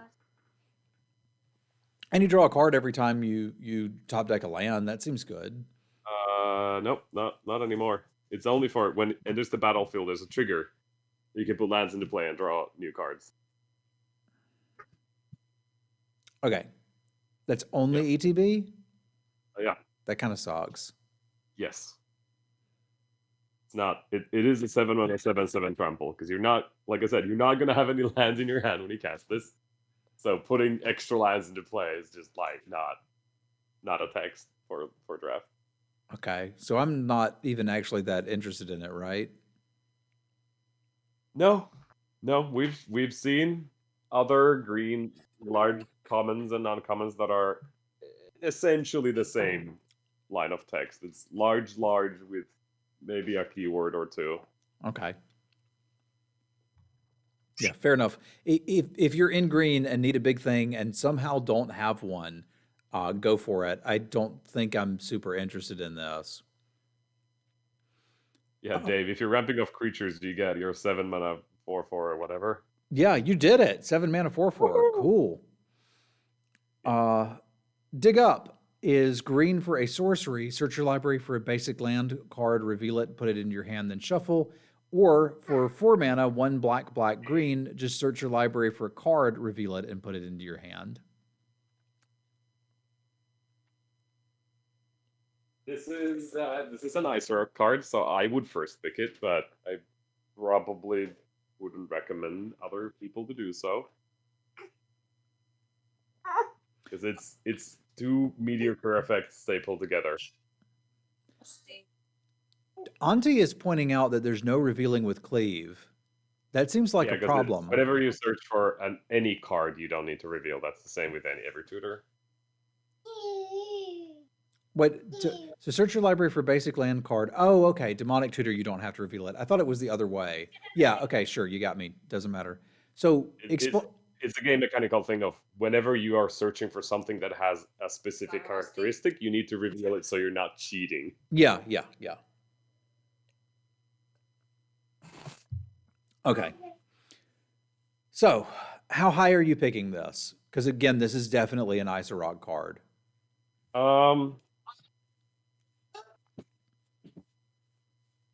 I'm gonna go with third because again, I would rather take a removal spell over this. But this is kind of like, if I end up in green, I'm gonna be reasonably happy because I'm probably gonna be playing a bunch of other splashing things. So it's not unreasonable for me to get black at some point. So it does end up being a full demonic tutor, or diabolic tutor is more accurate. None of those effects, like the lay of the land, which is the front side, and the diabolic tutor, which is the back side, neither one of those are worth really playing in a normal deck. But if you're doing like 5-color shenanigans with some stupid bomb that you're splashing, then this effect gets way more interesting because you can find the fixing with it, or that you can eventually find the bomb with this if you're already fixing. Okay. You have convinced me that there's something here. Because usually 4-mana tutors I'm just out on, and that's kind of what I saw here. But I can agree with a 5-color green deck. Yeah, maybe we're talking. I still don't think I could pick it that highly. Anyone like actually drafting to pick this. Don't bother. It's not really playable. Yeah. All right. Glorious Sunrise is 3 green for an enchantment. At the beginning of combat on your turn, choose 1. Creatures you control get +1/+1 and gain trample until end of turn. Target land gains tap for 3 green.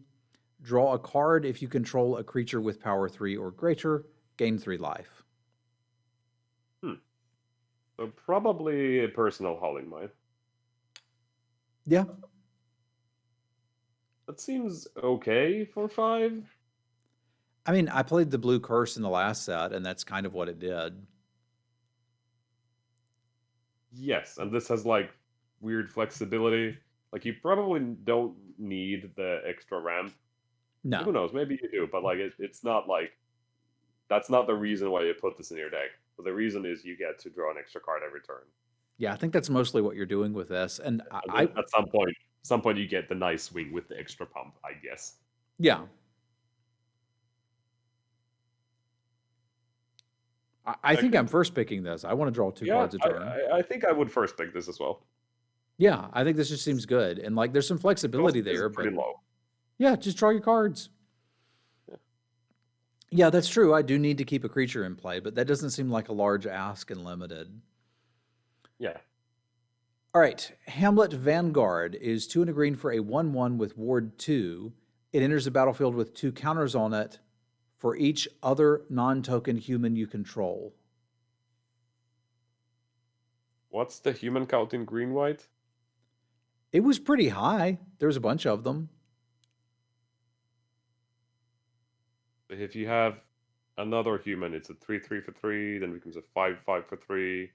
7/7 for 3 is probably pretty unlikely to be. It's large vanilla creature that has a tiny bit of ask. About 24 below rare. I don't think it would be hard. So here's my concern. I don't think it would be hard to have enough humans to make this playable. Yeah. The idea of if I miss a 2-drop and then have to play this on turn 3, like a 3-mana 1/1 is just like, oh my God, what are we doing? Oh yeah, no, this is not a 3-drop. Imagine this was a 3/3, but it only got 1 counter for each other non-human. It'd be so much better. It would be, wouldn't it? Yeah. The ward is probably irrelevant because it's never gonna be it's not gonna be early enough to be like a ginormous green creature that you can't target because of the ward. So it's mostly just like this is your top end. This is a Colossal Dreadmaw. without Your green trample black. that you had to jump through some hoops for. Yeah, I'm not like super thrilled. I'm not either. I could see fifth picking it if I'm already in green and like Yeah. might go white, but this is not a bomb. Yes. All right, Hiveheart Shaman is 3 and a green for a 3/5 human shaman. When it attacks, you may search your library for a basic land card that doesn't share a land type with a land you control, put it onto the battlefield, and then shuffle. You may spend 5 and a green, create a 1/1 green insect creature token, put X+1/+1 counters on it, where X is the number of basic land types among lands you control. Sorcery speed only. Yes. No rock. It's not pretty good value every time. And I'm not going to like super slow down the review, but like it's just not a strong card, which is why I was saying I would take it late. We can go through like deeper card analysis probably at another time because these set reviews can take a long time. The Hiveheart Shaman doesn't even have to be in a 5-color green deck. Yeah. Like you can play this in just like your green X deck, and then you happen to have one island and one plains and one mountain in your green black deck.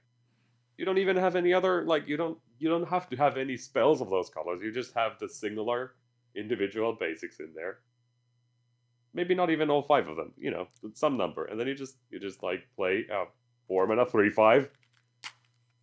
You attack with it, and then you start churning out 3 3s or 4 4s or something. Yeah, this card looks great. We're going to first pick this. It's just good. I wish it didn't. I wish it wasn't that good, because I would rather have like people pass that to me so I can play 5-color jank. But it's just good. Yeah, no one's going to pass that. All right, couple more green ones, and then we're into the gold cards. Howling Moon is 2 and a green for an enchantment. At the beginning of combat on your turn, target wolf or werewolf you control gets +2/+2 until end of turn. Whenever an opponent casts their second spell each turn, create a 2/2 green wolf creature token.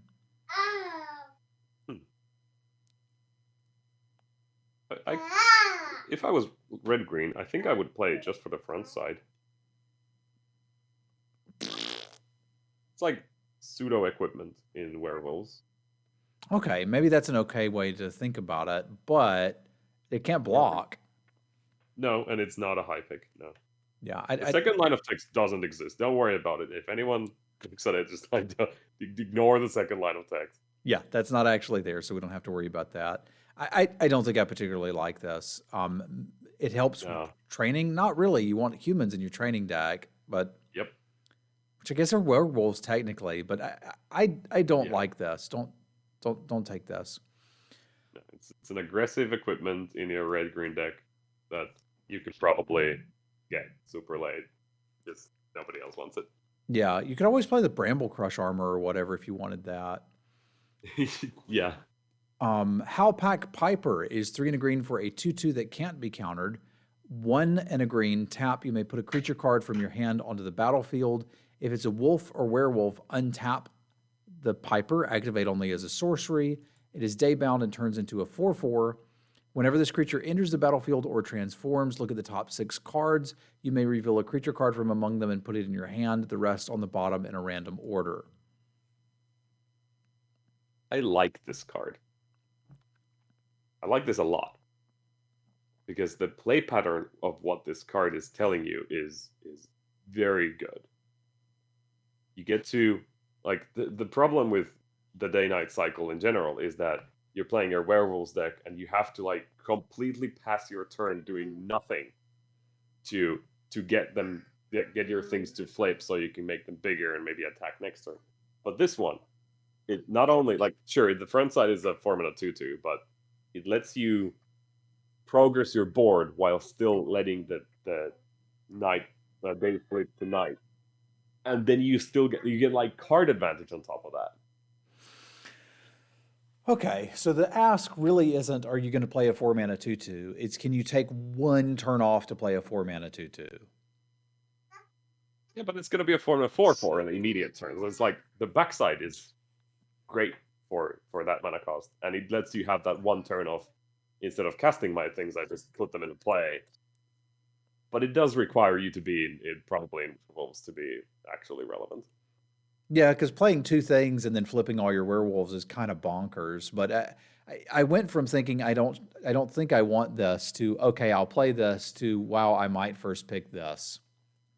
Hmm. After you walked me through the I play would first pattern. pick this, and I think it has the bit of a caveat that if you end up in non-red green, maybe green blue or something, is like you might still consider playing it because it does have like you can still just play it at 4. It doesn't get to block, so it's kind of derpy there. But then next turn, you put any creature into play, it flips into a 4/4 and probably just draws you a card. So Yeah, there's like that value as well. yeah, I'm happy with that. So I think I would first pick this. All Bit right. of a setup, a bit of a like one turn of do nothing into, then you get to do a lot of things. Yeah, and I'll take one turn of do nothing if there's a lot promised, and there is here. There's card drawing and 4 mana 4/4s. I like that. Yeah. Splendid Reclamation is 3 and a green for a sorcery. Return all land cards from your graveyard to the battlefield tapped. Pass. Yeah, we're not going to play this. Uvenwald Oddity is 2 green green for a 4/4 trample haste. You can spend mana to transform it.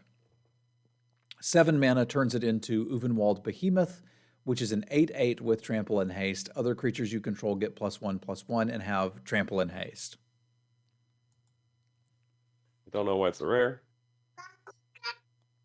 Because you don't want to play against it all the time? It's like we had the other card in the previous set that was like, why is this still a rare? So Is this first pickable? This is a mythic. This is a first pick mythic, not a rare. Yeah. Stop putting these in rare. Okay. I was like, what are you wanting this to be an uncommon? I completely missed what you were doing there. Too good. And I was like, dude, I think it might be too good for an uncommon. I don't want to play against 5 of these. So, okay, we're on the same boat. All right, we're almost done here, so let's cruise on through. Yeah. For our Rakdos Gold card, we have Anji, Maid of Dishonor, 2 black-red for a 4/5. Whenever Anji and or one or more other vampires enter the battlefield under your control, create a blood token. 2, sacrifice another creature or a blood token. Each opponent loses 2 life, and you gain 2 life.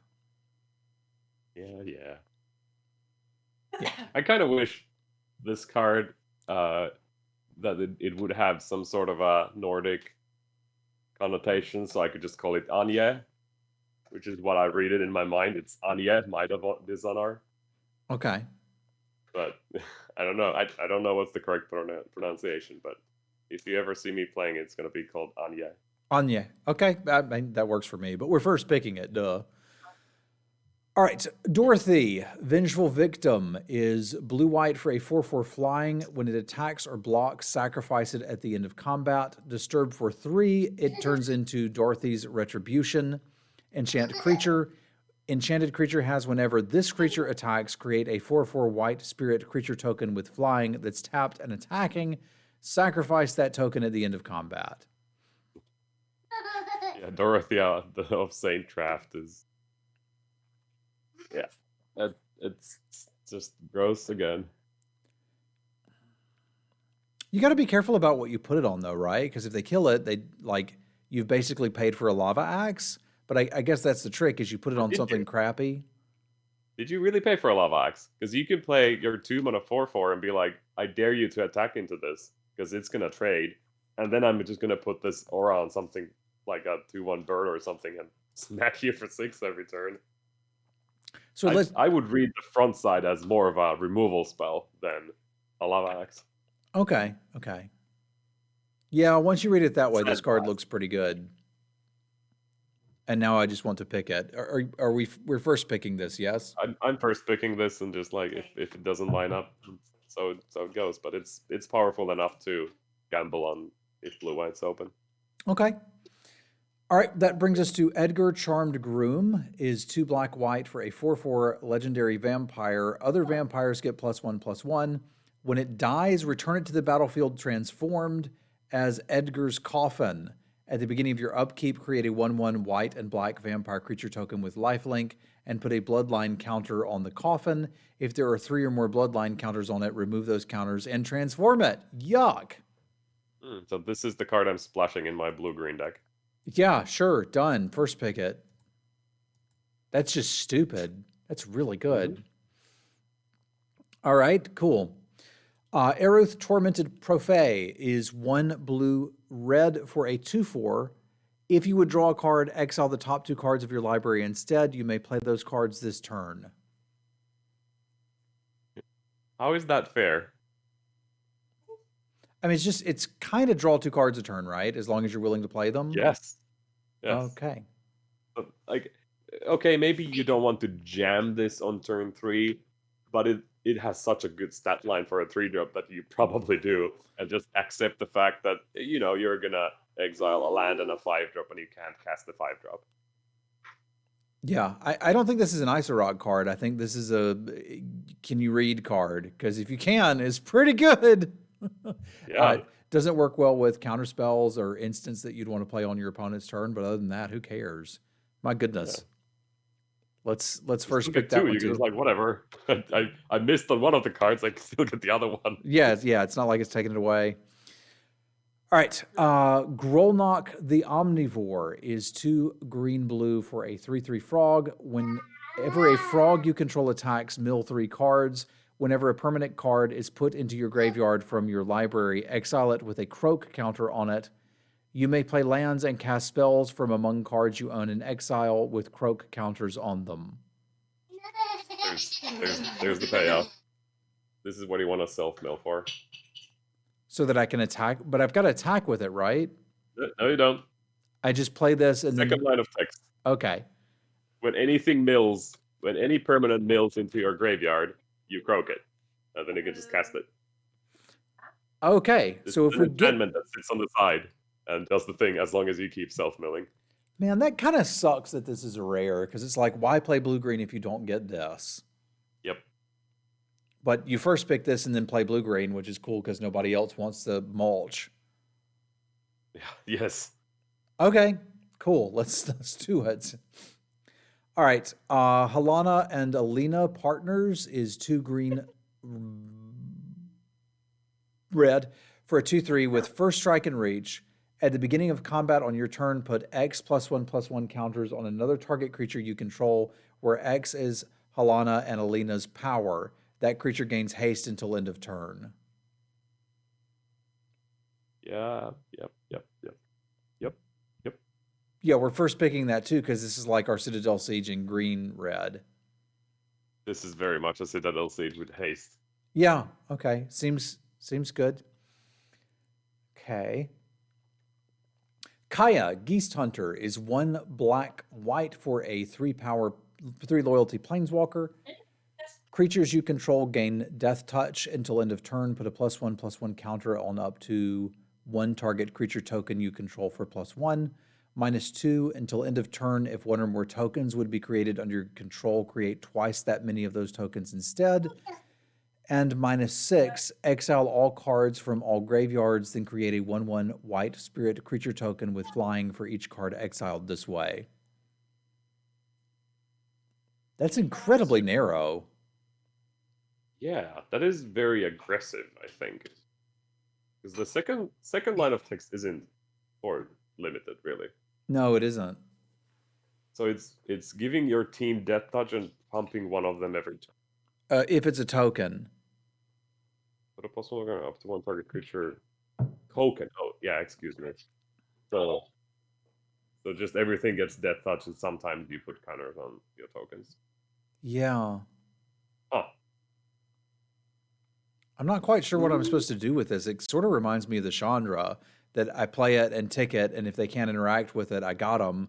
But I build around it by, instead of being red, making sure I have tokens. And there's a couple tokens, but not a lot of tokens. Yeah, and it's like you get a double of your 1/1 spirit or something. Yay. Yeah. Or a double wolf if you're in 3 colors. Not super high on this. I'm not either. If I'm super aggressive black-white, having my team get Death Touch every turn seems only like okay. Blood There are no tokens, yes, there are blood tokens, but she does duplicate blood tokens, so there's that, but it's only a +1/+1 counter on creature tokens, which I guess makes sense. Duplicating blood token seems kind of irrelevant for your 3 mana payoff. Yeah, a bit superfluous. I don't know if I'm playing this. If for some reason I find a deck that is in black-white and makes a bunch of tokens, then yeah. But it's like, I don't think I'm first picking this. Okay, I think I'm with you there too. So I'm going to put this on, I don't know, pick 5, just to kind of stamp on it that, hey, here's a mythic I'm not that crazy about. Yeah. Sorry, Kaya. Audric, Blood Cursed, is 1 red-white for a 3/3 legendary creature. When it enters the battlefield, create X blood tokens, where X is the number of abilities from among keywords you have. This is Centaur Courser, right? Yeah, like, what do you have? You have Flying and First Strike. And Menace. Menace was a lot of Menace. We could get that touch from Kaya. There's some number of life blink going around. Reach and Trample are not relevant. Double Strike is not. Is there anything double striking in this set? Not that I've seen so far. Death Touch is also not in red-white. So Vigilance. Vigilance and Flying feel like. Vigilance, Flying, First Strike feel like Menace. 4 keywords I'm looking for. I mean the best case scenario is I pay 3 mana for my 3/3, and I get, or let's be generous, I get 3 blood tokens. Yeah, that's a good deal. Mm-hmm. Is that first pick worthy? No. Well, if it always did that, yes. Yeah. If this just said create 3 blood tokens, I'd first pick it. But I don't think I'm going to go nuts over this, right? So, like, I could see taking this 5th once I'm in red-white, but I'm not first picking it. No, because there was the 3 mana 3/2 when it deals trample, when it deals combat damage to a player, you make a blood or something like this. Yeah. Essentially the same card.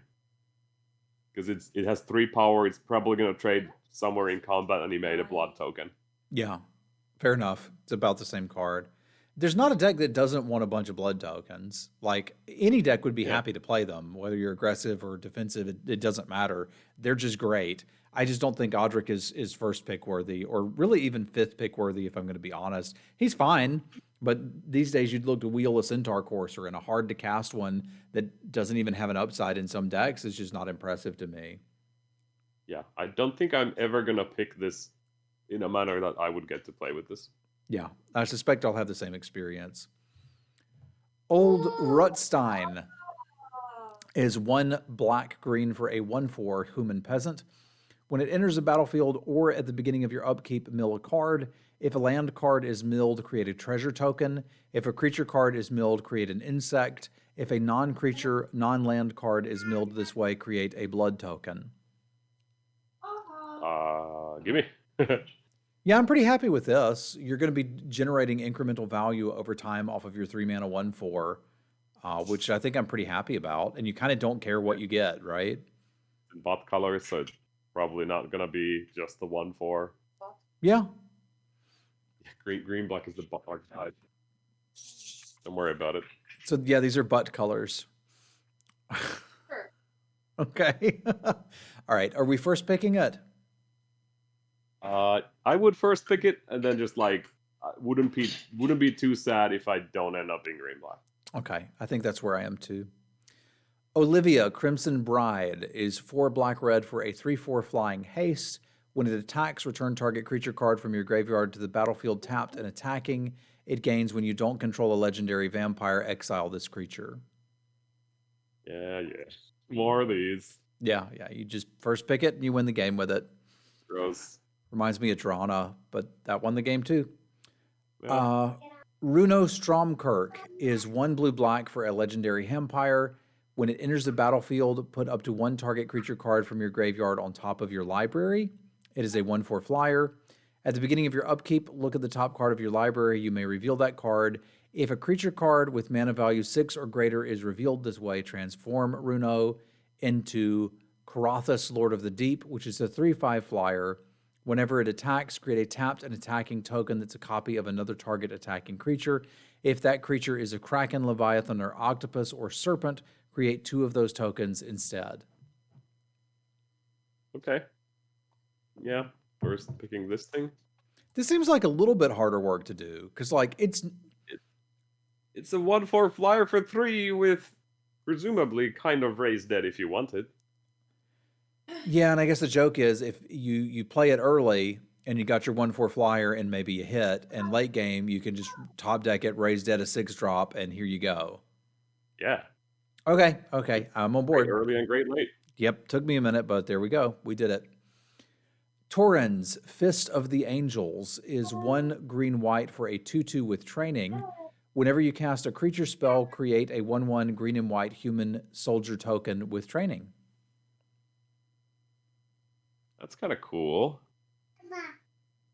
If you can do something with the 1/1s, let's assume that they are kind of 2/2s. They're kind of 2/2s when they attack. Not all 2/2s. I think this is cool. I don't know where to pick it. Huh. Probably somewhere high with kind of the same with the old Rotstein is like it's great in its archetype, and if you don't end up there, it's like too sad, too bad. Yeah, probably. Training has to play better than it's reading to me right now, because I don't think it sounds good. Has to, yeah. But it has to be. Otherwise, what's the point? So yeah, let's first pick it, and then just like old Rutstein, if it doesn't work out, we'll let it go. Yeah. Dollhouse of Horrors is 5 for an artifact. 1 tap, exile a creature card from your graveyard. Create a token that's a copy of the exiled card, except it's a 0/0 construct artifact creature token in addition to its other types, and it has +1/+1 for each construct you control. It gains haste until end of turn, activated as a sorcery. This card reads Iseroc all over. It really does. I'm absolutely playing this in every deck I ever get. Yeah, it makes constructs. Was there an actual other construct in this set? Was the farm dude a construct, maybe? I don't recall. But like, it makes a 1/1, and then it turns into 2/2/2s, and then into 3/3/3s, then into 4/4/4s. You do get all the ETBs, which is super cool. And abilities too, keywords. Yeah, every line of text. Yep. I think I'd play this too, dude. I think I'd play this too. Cool. I like it. It is 6 mana to get the first one, so it's like you have that one turn of doing literal nothing, and then you start getting the snowball machine going. Yeah, I really like this, and I'm first picking it. It's colorless, so I know I can play it in any deck. Oh, colorless Offspring Revenge, that's really good. I think that's actually super accurate. Yeah, that's what this is, and I like it. I want it. I am first picking it. Excellent. We have found the union of both of our interests, and it is a Dollhouse of Horrors. Investigator's Journal is 2 for an artifact clue. It enters the battlefield with a number of suspect counters on it equal to the greatest number of creatures a player controls. 2 tap, remove a suspect counter, draw a card. 2 sacrifice, draw a card. So first off, absolutely love it that it's a clue, and it has the clue text on it that you can sack itself. Mm-hmm. That is amazing that they printed an actual clue artifact card. Agree. So what does this do? Well, you can play it on turn 2 and then sack it on turn 3 if you're short and just like need to 4 mana cycle it. Expensive. Late game, it slowly draws you like 4 or 5 cards. Yeah.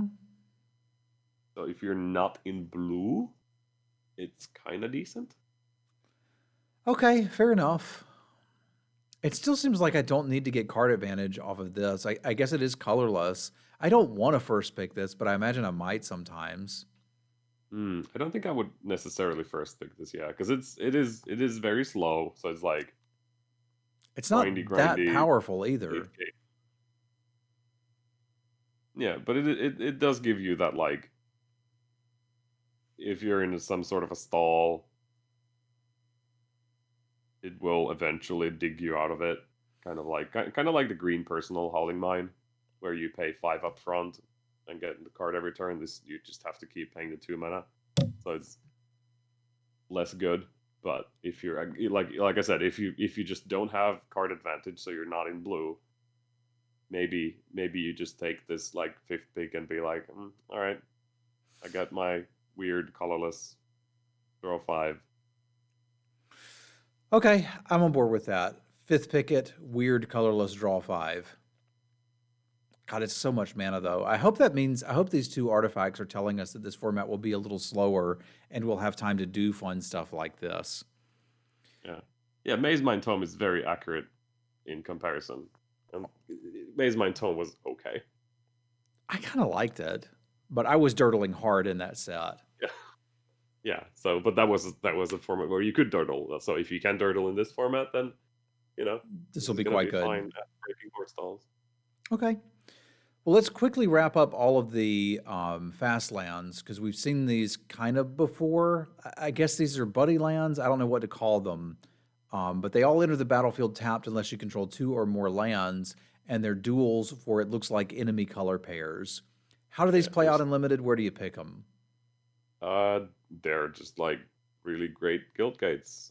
Picking them reasonably high, depending on where I'm going, but that's because again I'm just like presuming that I'm probably splashing something weird, so it's extra value for me to have, especially the green ones. So it's like we already saw a lot of fixing in green, so the green, blue, and green, black ones are just like very desirable if you're trying to do the Sultai thingy.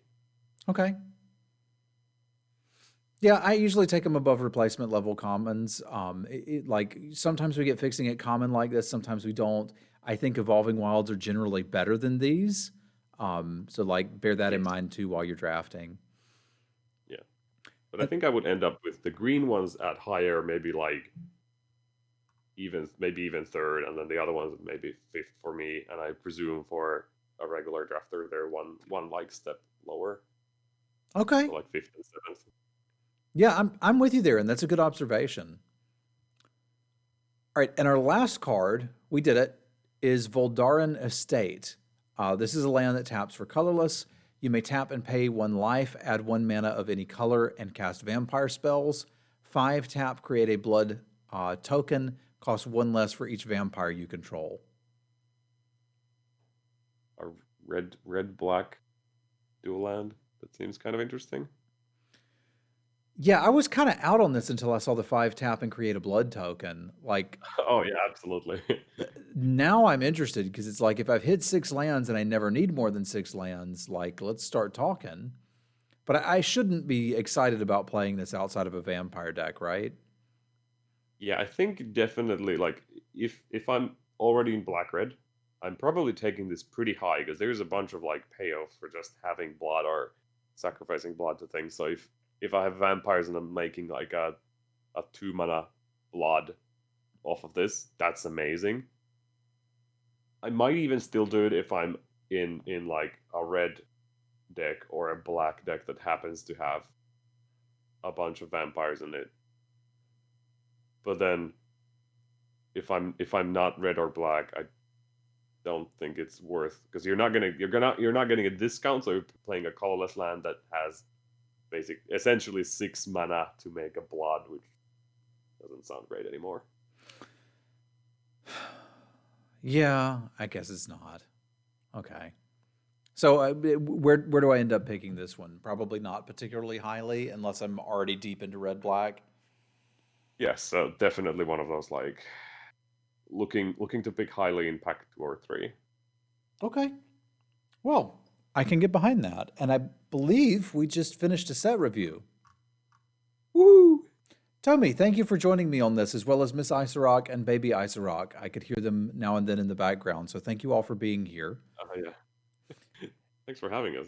It's fun to be here. It's fun to get you back on here. Is there anything that you're doing now that you'd like to promote or tell people about? Don't have a child if you don't have time. Thank you. I've got time, so there Yeah. you go. All right. Well, with that, I will let Tomi go. Thank you very much, my friend. Yeah, thank you. Bye-bye.